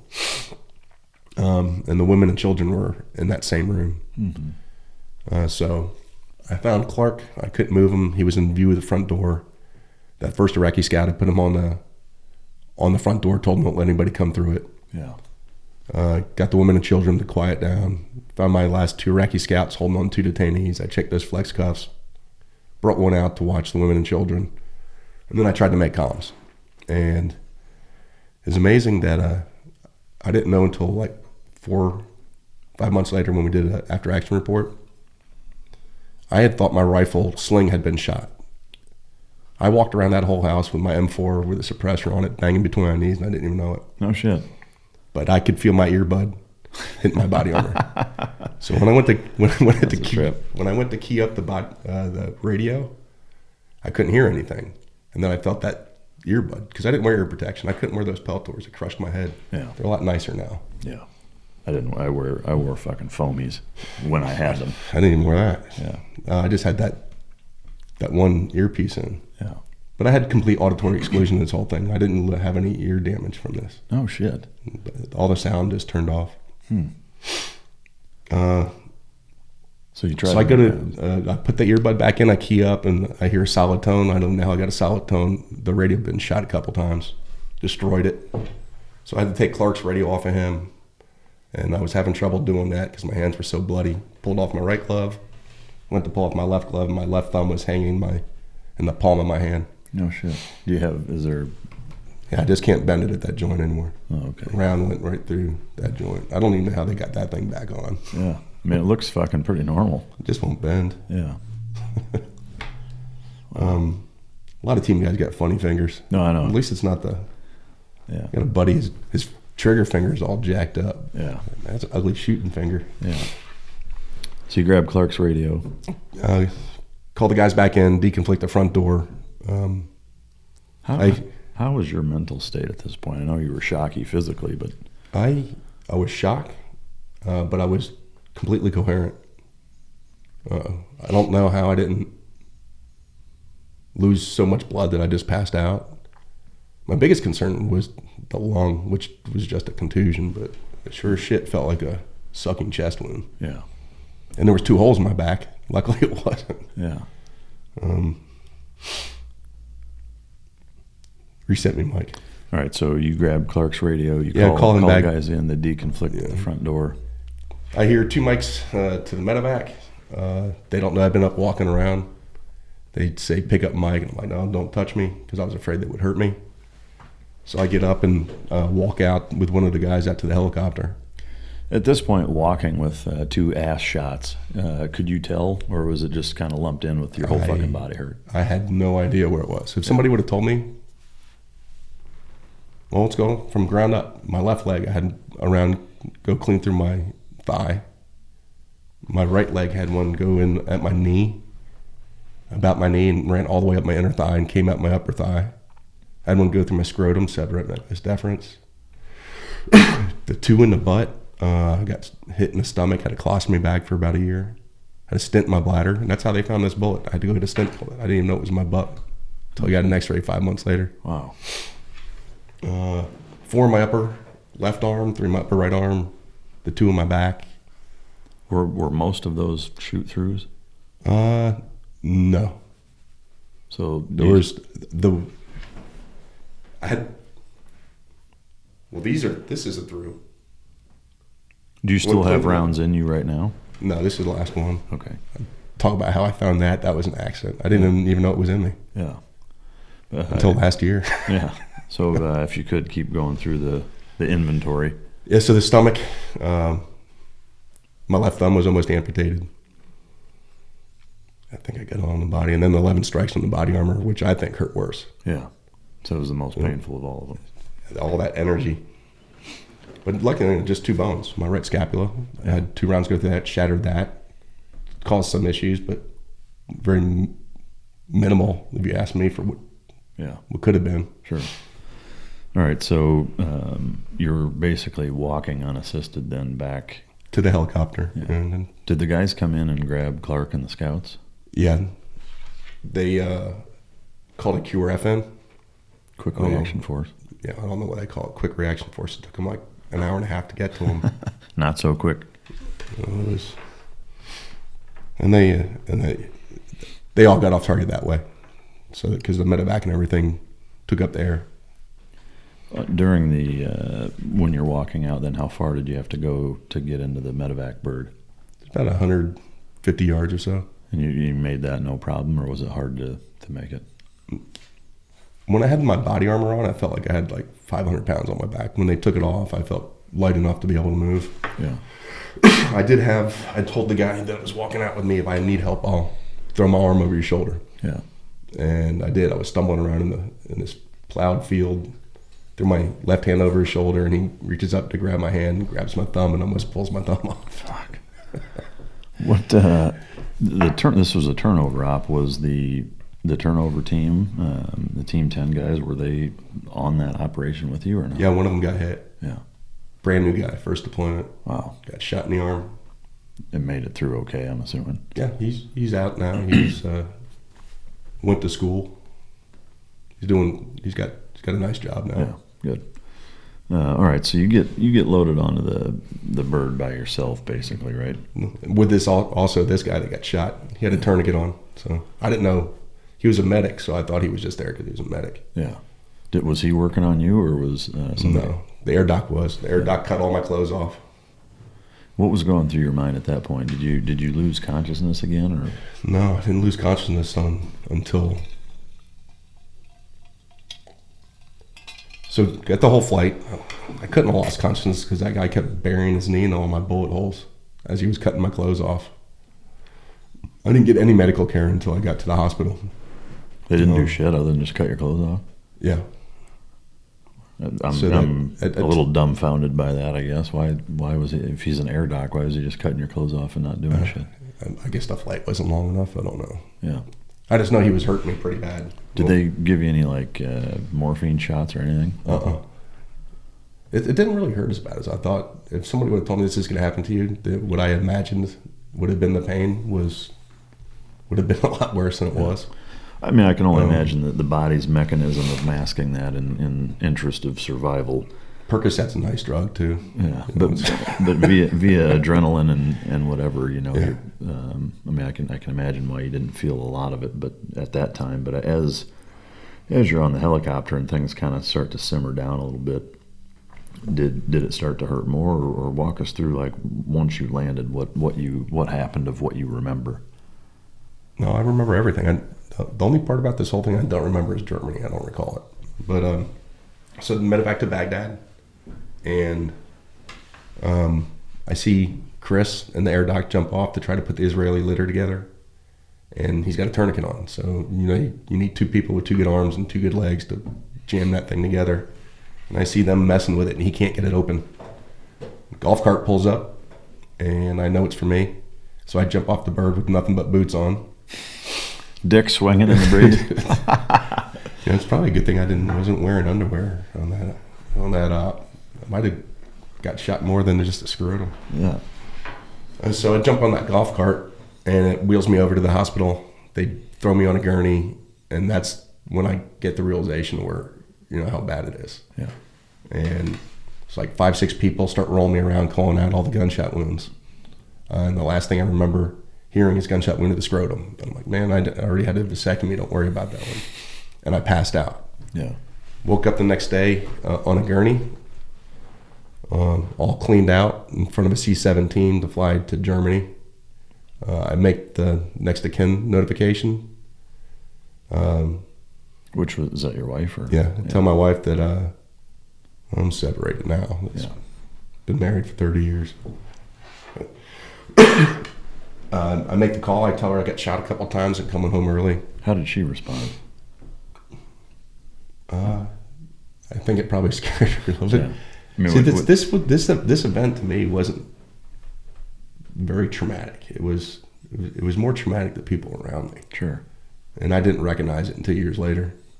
My kids, they figured out a way to, because they never saw me get hurt or sick. Yeah. That was you're Superman to your kids, pretty right? much, and they were very unimpressed with me too. So it's not, they don't care that their dad's a Navy SEAL, jumps out of airplanes and stuff. Yeah. But what they did see is I never got hurt. Yeah. And this is the first time I ever got hurt. And I lost, 55 pounds in 2 weeks. Wow. It looked terrible. What, all right, so you tell her she was scared, understandably. You head to Germany, and you don't really remember being in Germany? No, so a guy named Chris Till was the guy that flew with me out there. So we talk about that in the book too. I actually flatlined 3 times on the aircraft. Really? We get to Germany, launch school. Do you know why? What was causing the flatline? No. Yeah. Almost passed away at Bethesda too because of a potassium overdose. Oh, really? Wow. I didn't know you can kill somebody with eat too many bananas. You might fucking die. All right, so you don't really remember Germany. I don't remember at all. Yeah. So when is the next recollection, memory-wise, in Bethesda? Yeah, landing at the airport to be moved to Bethesda. From Germany? Yeah. Okay. And what was going through your mind at that point? I remember yelling at the guys not to drop me on the corpsman. Wasn't really a whole lot going through my mind. I was so stoned. I don't have to think about it. I don't even remember what I was thinking back then. So they moved you to Bethesda, Maryland Naval Hospital, and at that point, it sounded like you had a pretty long physical recovery with a colostomy bag and just all of it. Well, the last surgery was a year after, but I was only in the hospital for 16 days. Really? Yeah. So they discharged you, and then they shouldn't have probably, but I kind of fought my way out of there. The initial estimate was 3 to 4 months. I was going to be there, but when I found out that they had a list of stuff that I had accomplished, walk down the stairs, different requirements for colostomy bag, and when I found out that there was actually a checklist I have to get through, as soon as I figured that out, you're checking every box you can. 16 days later, I was out. Yeah, and from there you went back at your own home with your wife and kids. I did. I was there and lived in my recliner for about 3 months. What was that like? Like the initial seeing your wife, seeing your kids, was it emotional for you? Was it emotional for them? It was for them. Was that the first time they'd seen you, or did they come to you in the hospital? No, my wife had seen me in the hospital. My kids hadn't. This is the first time my kids saw me. I was, like I said, 55 pounds down. Yeah. I had a lot of trouble walking. It was so hard just to get up and walk to the bathroom. How old were they at this time? One is a 16 and the other one is 7. Okay. I remember her asking me at one point, my youngest one was like, "Dad, I didn't want to tell them I killed people." And she asked me where they were, and I told them I put them in prison. And then the next question was, well, what happens if they get out and come after you? And that's when I had to tell her, they're not getting out of there. They're not getting out of that prison. Yeah. So I had to tell my kid. And that's kind of weird too, because she probably lost sleep over that. Yeah. Thinking about that. Yeah. A 7-year-old kid thinking about that. Yeah. What was the kind of overall reaction from the household? Was it awkward? Was it trying to get back to normal? What was that like? I saw my older daughter. It affected her. Her grades kind of slid. I was in the mindset at the time that, hey, look, this doesn't really bother me. It's more of an inconvenience. Why would it be bothering anybody else? Yeah. But trauma does transfer, especially when a life has not experienced or had to experience trauma like that before. Sure. So, well, especially when it's your dad that you think certain things of, and that that they're invincible, and then you see that happen. So you spend three months in a recliner. What walk us through, I guess, as you get out of the recliner, what that was like. Well, that's one. I knew it was getting better when I could get out of that recliner without waking up my wife. Because when I was getting, it was, I don't even know how to describe it. It would feel like I did like a half marathon, just walking 50 feet to go to the bathroom. Yeah. Just how hard it was to push myself up out of the chair and then just Was that because of your weakness physically or pain? Both? Both. Shot in both legs. I had a colostomy bag that had to be changed. I couldn't even do that because I had my arms and were both in slings. Yeah. Were the wounds in your legs at that point, like during that 3-month period, at what point were they closed up and relatively healed? Like how long did that take? No. I don't know. Gunshot wounds are kind of funny. Sometimes they start small, and as they're healing, they look like they get bigger, and then they shrink back up. But I would say my wife had to pack 16 bullet holes with this stuff called Silvadine every 3 days.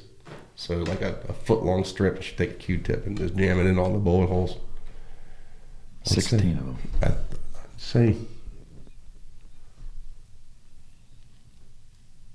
I'd say probably about 2.5 months, everything was like just scabs. Yeah. And actually the holes closed up. Yeah. Were things between you and your wife at this point? Was there tension? Was it sympathy? Was it good, normal, relatively normal? How were things between you and her? I think things were pretty good, but I think, and I've seen this in other people too, it's usually easier to be more critical of the people that are closest to you, probably because they're spending more time with you. But I might have been hard on her. I didn't like having to have people help me do anything. Mm-hmm. It was pretty. I didn't much care to have somebody changing my colostomy bag and wiping my ass, and it was. How would you describe that? I just didn't like it. Yeah. That's understandable. But regardless, things were still pretty decent between the two of you. Yeah, I think so. We've always had a mostly good relationship. Yeah. Okay. All right. So, at what point did you go back to work? That was about 4.5 months later. And where did you go? I went back to. We were teaching. We had the ASOT Level 2 course. So I went there. I was the chief of that, instructor for that for a while. The first time you came back to work, was there a pretty warm welcoming? Like, holy fuck, dude! I can only imagine people would have been like, God damn, man, tell us the story. And like, were you a bit of a celebrity in that way?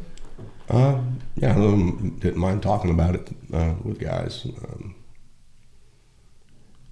It is when I step outside of it and look at it, and I can step outside myself. It is crazy.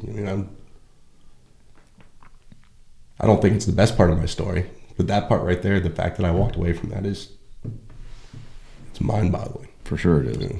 Are you a religious guy at all? I would say now that I'm a recovering Christian. Yeah. I'm a spiritual being. Yeah.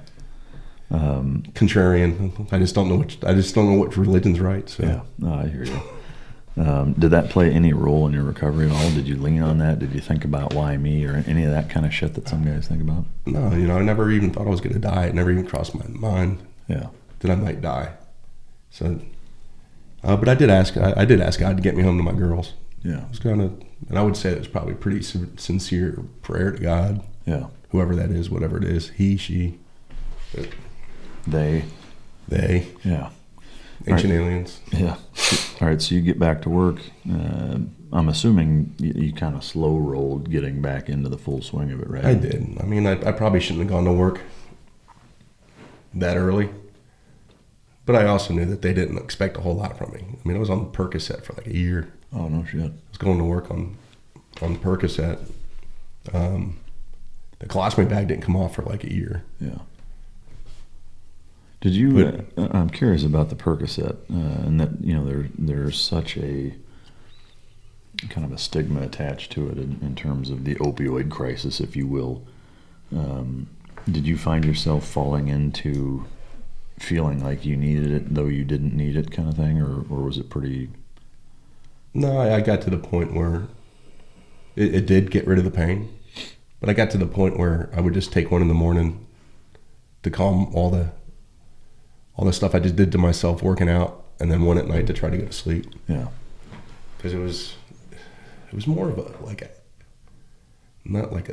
just an agitating pain that wouldn't go away. Kind of like restless legs all over your body. Yeah. Do you still have pain from those injuries day to day? No. I mean, my back locked up when I tried to wipe my butt this morning. Kind of like when I couldn't open my parachutes. It's almost the same action there. Yeah, it's the ass wipe action. When you were coming off the Percocet, did you have any problems with it? It seems like a lot of guys struggle with that. I didn't. Yeah. But I did see guys that were addicted to it and wouldn't know it. They were like, 4-day weekends coming up. They're like, Mike, maybe we should go. I'd tell guys, let's go get your prescription. They're like, no, I'll just get it after the holiday. And then 2 days later, they're having DTs. Didn't even know that they were addicted to it. Yeah. It seems to be a huge problem in our society in a lot of ways. I've seen a number of team guys have problems with it, but it seems like a long time to be on that drug particularly. But I was taking such low doses too. I started off early on. It was like 6 or 7 a day. Yeah. And then went to 2. Yeah. All right. So you get back into the swing of things. Not a lot is expected of you, which makes sense. Once you get back full into the swing of things, where was your mind at in terms of Navy career, like wanting to stay in, wanting to get out? Shake that out. Well, I was supposed to do my next one was going to be to Afghanistan. Do a troop chief. And, it just took so long to bounce back from that. I just physiologically, my body was so screwed up.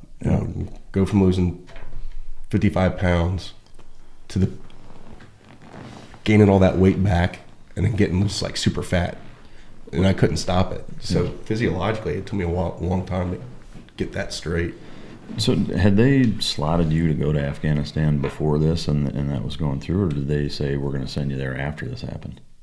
No, it was I was going to make senior chief, and it was going to be just the next role.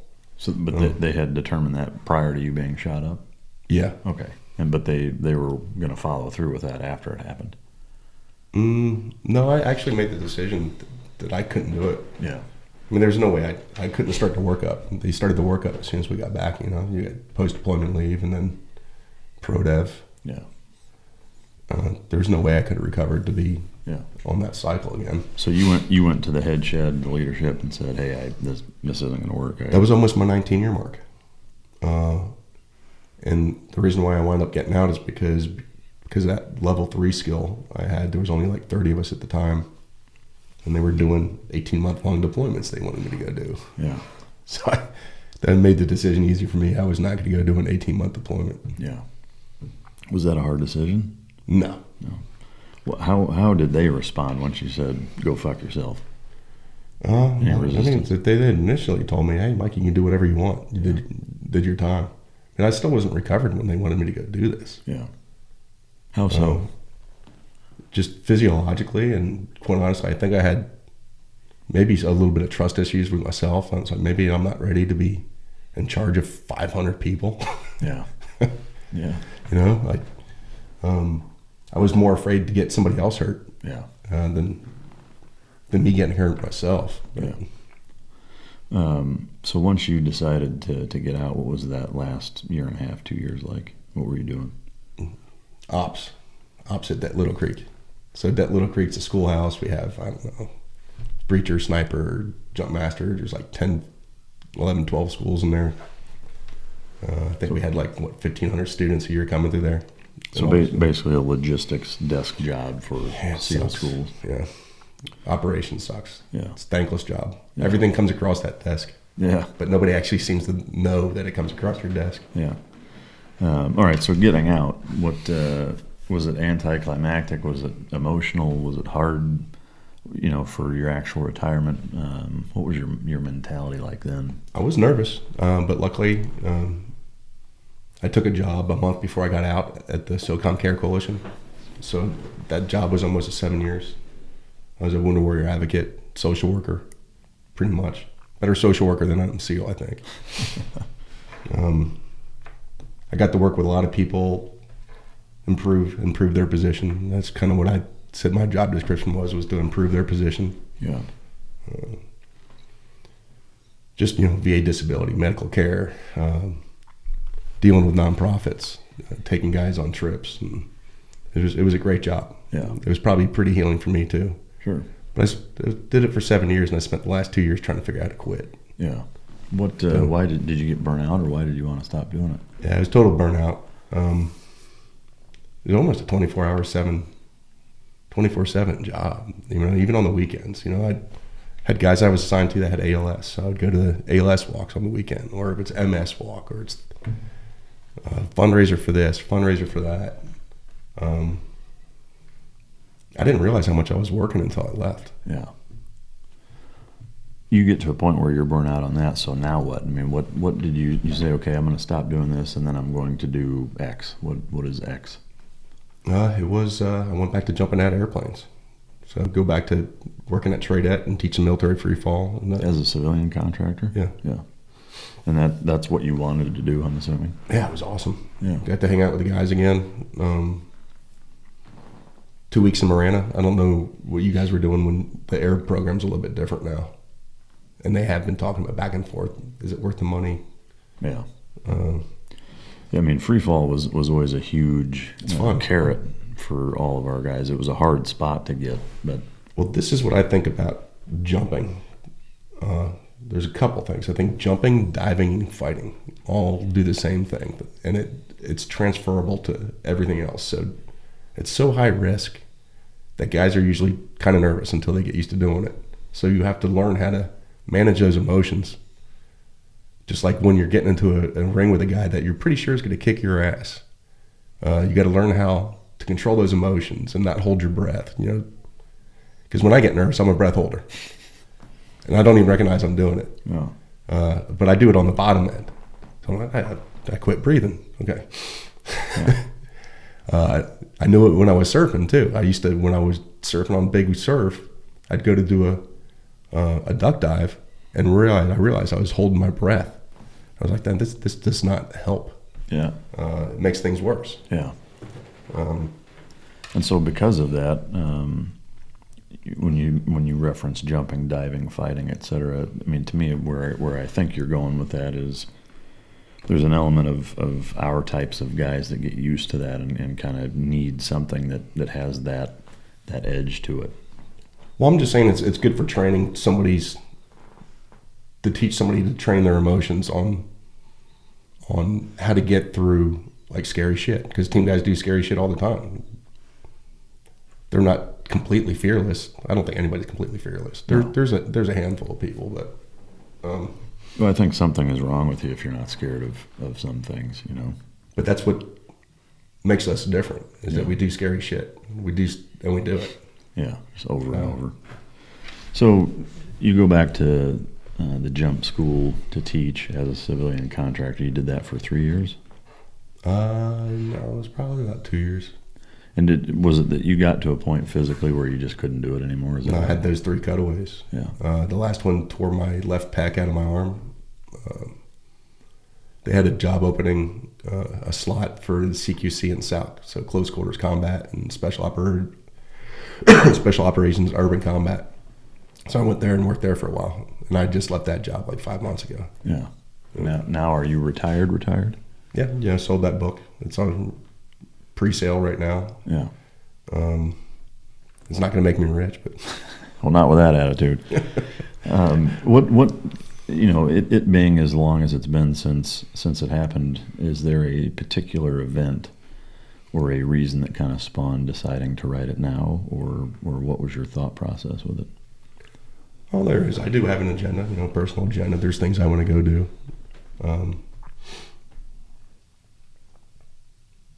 Work on a nonprofit. I want to deal with some of the things that we've talked about here: gut health,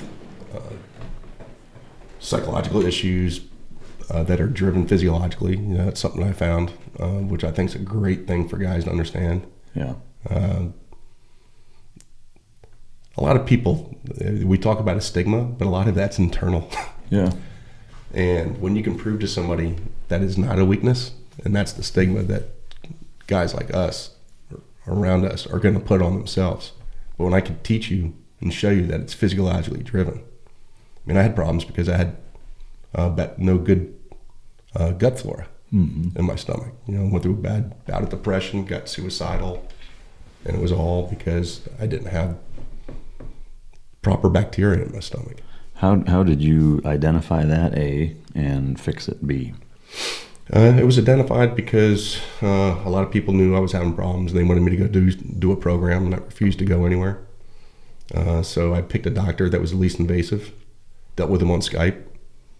He tested my blood, my pee, my poo, and basically told me everything that was missing out of my body, which is all the B12, all the B, the vitamin D. I was just so deficient. And the way our bodies work, our stomach digests the food to break it down to acceptable fashion through the intestines. The intestines take the minerals and the vitamins out. But my stomach couldn't even digest the food to make it. Yeah. So vitamin D gone. Testosterone was bottomed out. It's what I think healthcare should be. Yeah. Healthcare nowadays is just so reactive. Yeah. It's like, here's your symptom, well, here's your pill for that symptom, and the pill for the symptom that pill is going to cause. Yeah. Without any regard for what is actually causing the issue. No, I agree. It's totally fucking backward. I think the where Western medicine gets it right is in the identification of problems. Being able to, through analysis, understand what the problem is. Where I think they fall miserably short is in how to fix that. And to your point, it's big pharma, it's pills, it's medications, etc. Where generally speaking, let food be thy medicine, makes the most sense, and it's been around for millennia. I don't know why we have to continue to relearn that lesson, but we sure do. So I think it's like we actually know it, but we're just taught to dumb it down and say, oh, that little bit of that is not that bad in itself. Yeah. But it's when you have 20 of those. Yeah.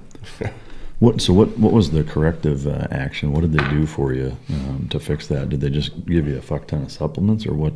No, not a whole lot of supplements. What I did is I took a series, like a week series of antibiotics, killed all the gut flora, and then we rebuilt it with diet. The only supplement I use is called green juice from Organifi. So what were you eating to rebuild it? Well, a lot of foods that have probiotics in them, cabbages. Like kimchi and kimchi, like yeah. I'm not big on kimchi. Yeah. This doc wanted me to make this stuff. Yeah. Sauerkraut and shit, or what? So I was on a pretty strict diet. He also looks at epigenetics. So our bodies are designed genetically to be able to accept certain types of food. So I see people, like in the teams, everybody's on keto. I'm like, how do you know keto is supposed to be the one that's good for you? Yeah. So did he do like a blood test that said this is what your body needs? Yeah. Yeah.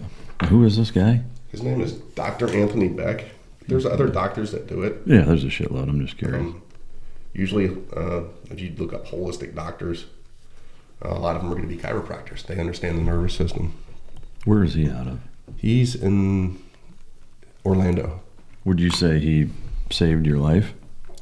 Yeah, I'd say he fixed my issue. Yeah. All right, so you're eating nutrient-dense whole foods, building your gut flora back. How long did that take to go from knocking everything out and rebuilding it to where you felt like, fuck, I'm finally back? Well, I can say I half-assed this. I didn't even do the whole program. In true team guy fashion. And I didn't like him. I didn't like him, yeah. I think he's a cocky guy. Yeah. He knows he's cocky. Yeah. He's a friend of mine now, but it wasn't something that I could like see happening. It was about 2.5, 3 months down the road. So I just woke up one day and it just felt like the cloud was gone. Yeah. And I wish I would have kept better track of it. But when I was at the Care Coalition, a lot of people were like, what pill do I take to fix this? And I'm like, man, it took you how many years to get to this bad state? You think you're going to take a pill? Yeah. Like 30 minutes later, you'd be fixed. Yeah. You have to put some effort into it. Yeah. Yeah. No, it's amazing. It's a neat story. It's something I have certainly delved way deeper into over the last few years of everything that we just talked about. It's super interesting. They got a lot of that stuff coming out now, the gut-brain connection. Yeah. Oh, it's huge. All right, so what now? Oh, this book's keeping me pretty busy right now. I'm starting to do speaking engagements.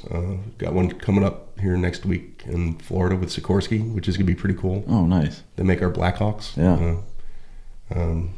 Get to hang out there for about 4 or 5 days with those guys. Yeah. And I'm just going to keep trying to promote my book and get working on my nonprofit. Yeah. So the book comes out June 9th, right? Yeah. It'll be available, I'm assuming, on Amazon and all that. Yeah, it already is. It's already a pre-order. Yeah. My website is perfectlywounded.com. There's a link on there too. Okay. Perfectlywounded.com. Two other questions I have. I noticed you took your flannel off. You got a bullet wound. Is that where one of them were? Do you have? Yeah, Mike Martin did these. So do you have every bullet wound is tattooed that way, or just? No, I didn't want to tattoo my scrotum. Why not? Because it sounds like it hurts. Any on your legs, or is it just that one? Yeah, I did. I've got 12 of them. Yeah. So I did both my legs. Yeah. Got some up here, the 2 on my back. Yeah. Can you show this camera here, the ones on that arm again? So there's 3. So Mike Martin, who was a famous Navy SEAL for us, just passed away last summer. Yeah, and you got one up under here too. Oh, okay. Yeah, there's an exit wound here. I didn't tattoo that. Yeah, There's that's a pretty rough. nasty exit wound right there. Yeah. Do any of the wounds sustained still bother you to this day? I would say the biggest problem is the back spasming. Yeah. Have you looked into having surgery to help that, or is it not? Yeah, I can't really do anything about it. Yeah. I've been pretty lazy. When I stay in the yoga and stay stretched out, it doesn't happen. Yeah. If I would have been doing yoga for Your whole career? yeah, I like yoga. It's hard. Yeah. It sounds like you do it fairly regularly, right? Oh, I've been lazy for the last couple months. I'm getting what's called skinny fat. Yeah. I haven't really been doing anything. Yeah. I'm dragging my dog up a hill. Yeah. No, I know. Almost killed her on camelback the other day. Yeah. One question I have that I wanted to kind of bring back as we wrap this up is, with as traumatic as your childhood sounds like it was, there's two things I'm curious about. One is that you mentioned earlier that it made buds easy. Do you think that going through that as a child, and then understanding what trauma does to kids and developing minds, but then now going through the physical and mental trauma of the operation that you went through, do you think that actually that childhood of going through that actually prepared you to deal with that better? I do. I mean, when you suffer trauma and come out the other side, that builds resiliency. Yeah. So you can practice to build resiliency. I'm not saying go out and beat yourself up, take cold showers all the time, but if you only train to not be bothered by anything other than sitting on the couch and watching TV and eating donuts, anytime something worse than that happens, you're not going to be able to deal with it. So it's something I think resiliency can be practiced. Yeah. Do you notice any PTSD type of issues from going through what you went through? I don't. I did have an event later on. I don't think I'm ready to talk about that one yet, but that did cause PTSD. Yeah. It was an event that I saw that for like 3 months, every time I went to drift off to fall to sleep, I would see it happen again. I couldn't go to sleep. Yeah. Last question. It had nothing to do with the military. Yeah. Wow. Last question. Because your childhood was what it was, how did that impact how you were a father, how you raised your kids, how you interacted with them, and do you think that how you did it, looking back on it, was how it should have been done? Hindsight, always 20/20. I had a reputation in the SEAL teams of being kind of hard nosed. They were like, Mike's an asshole, but he won't lie to you. Yeah. And I think I carried that same thing back to the house. I think I might have been a little bit hard on my kids. I wasn't militant, but I think it probably took me a while to finally get the emotional bandwidth that I actually have now. Yeah. There wasn't a whole lot of emotional bandwidth back then. Fuck, I'm right there with you. I mean, my kids are younger than yours, but they're not young kids anymore. I would say absolutely the same way. Looking back on it now, I feel like I've struck a much better balance now. But early on, I was harder on them than I should have been. Yeah, my midlife crisis is making me softer. Where's the yellow Corvette? I just bought an F-350. I like that better. No, I hear you. So in terms of the impact, though, I guess, as you were raising your kids, did you reflect back on your childhood of saying, well, I definitely don't want to be that way? Or how did that influence you raising your kids? Yeah, my kids used to tell me, we wish you would spank us rather than yell at us. Really? And I was like, so you've never been spanked? Yeah. They say that now, or? Oh, yeah, they were. I guess I get a crazy look in the eye when I'm mad. Yeah. But I never spanked my kids. I didn't think that was necessary. I didn't want to because of how I was brought up. Yeah. So my father was an influence on what not to be, more so than what to be. Yeah. Any other things like that you found yourself saying, I definitely don't want to do that, or I want to make sure I do this because of how your childhood was? Other than that, not really. Just not abuse the people in your family. Yeah. It sounds like if your oldest daughter is doing all of your marketing, social media stuff, you guys have a great relationship. Would you say that your relationship with your kids is really solid now? I would say they're both kind of mad at me right now. I'm separated. Yeah. So I got married when I was 19. So I think this year would be 30 years, but I've been separated for a couple of years. She's been a big part of my life. Yeah. We're just trying to make sure each other one's okay and ready before we go off in our own direction. Yeah. So, do you care to talk about, this in terms of why you separated? Does anything have to do with what you went through? Might be part of it. Just my views, how my views have changed, and how I've started to look at my own life and kind of figure out my own daddy and mommy issues that I'm dealing with. Yeah. So I've always been kind of a people pleaser, which means I didn't even really know what my wants and needs were. So there's my midlife crisis. I figured out what my wants and needs are, and now I'm going to go do it. Yeah, and that's causing conflict with. It doesn't mesh up with what she wants. Yeah. Yeah. Is it a for sure thing? Like you guys are for sure done, or? I am. Yeah. Yeah. Oh, okay. So your kids are a little pissed at you. Yeah. But your daughter's 29. Yeah, she'll be 29 next month. So, which means your son is in his early 20s, right? But my other daughter is 19. Yeah. 19. But either way, they're both essentially grown. Yeah, separated when she graduated high school. She's in her second year at Virginia Tech right now. Yeah. I guess, I'm curious, just out of my own curiosity, what the heartburn is, I guess. At this point, it's not like they're 5 and 7. I hurt their mom. Yeah. I'm the one that decided to leave. I got you. So.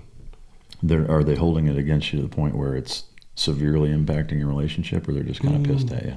Yeah, they're just a little pissed off. Yeah. It's not gonna. Yeah, obviously she's doing your website, so she can't be too bad. But so now you're going to buy a fifth wheel and basically just kind of travel the country, promote the book. Is there anything else, bucket list wise or career wise, like what you want to do from now on, or? Yeah, I just want to surf more, mostly. Yeah. It's kind of funny, asking teen guys what their bucket list is. We've got to do so many cool things. Yeah. I don't really have it. There are some things I'd like to do. Travel. I like to see the like ancient civilizations. Yeah. I'd like to go see the ruins of a lot of those places. Yeah. I've always been interested in that. Well, that's cool. Well, just have fun. Yeah.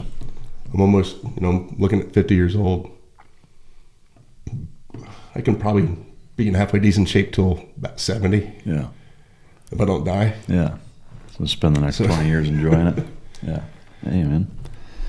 Well, I'll tell you what, man. I've been looking forward to this conversation for a while. I know we've been talking about it for a while. I appreciate you making the time to drive through the night to come here and share your story. It's an amazing one, to say the least. And I think it paints a very accurate picture of how hard the SEAL teams are on the individuals that serve their families, and just kind of the collective that makes up the community.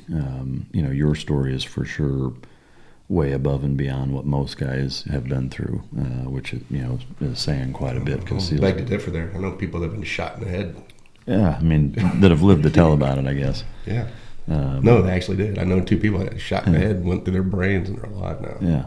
I mean, that's 2 people out of 7 billion, I guess, is my point. But your story is for sure fascinating. I'm looking forward to the book coming out. I can't wait to read it.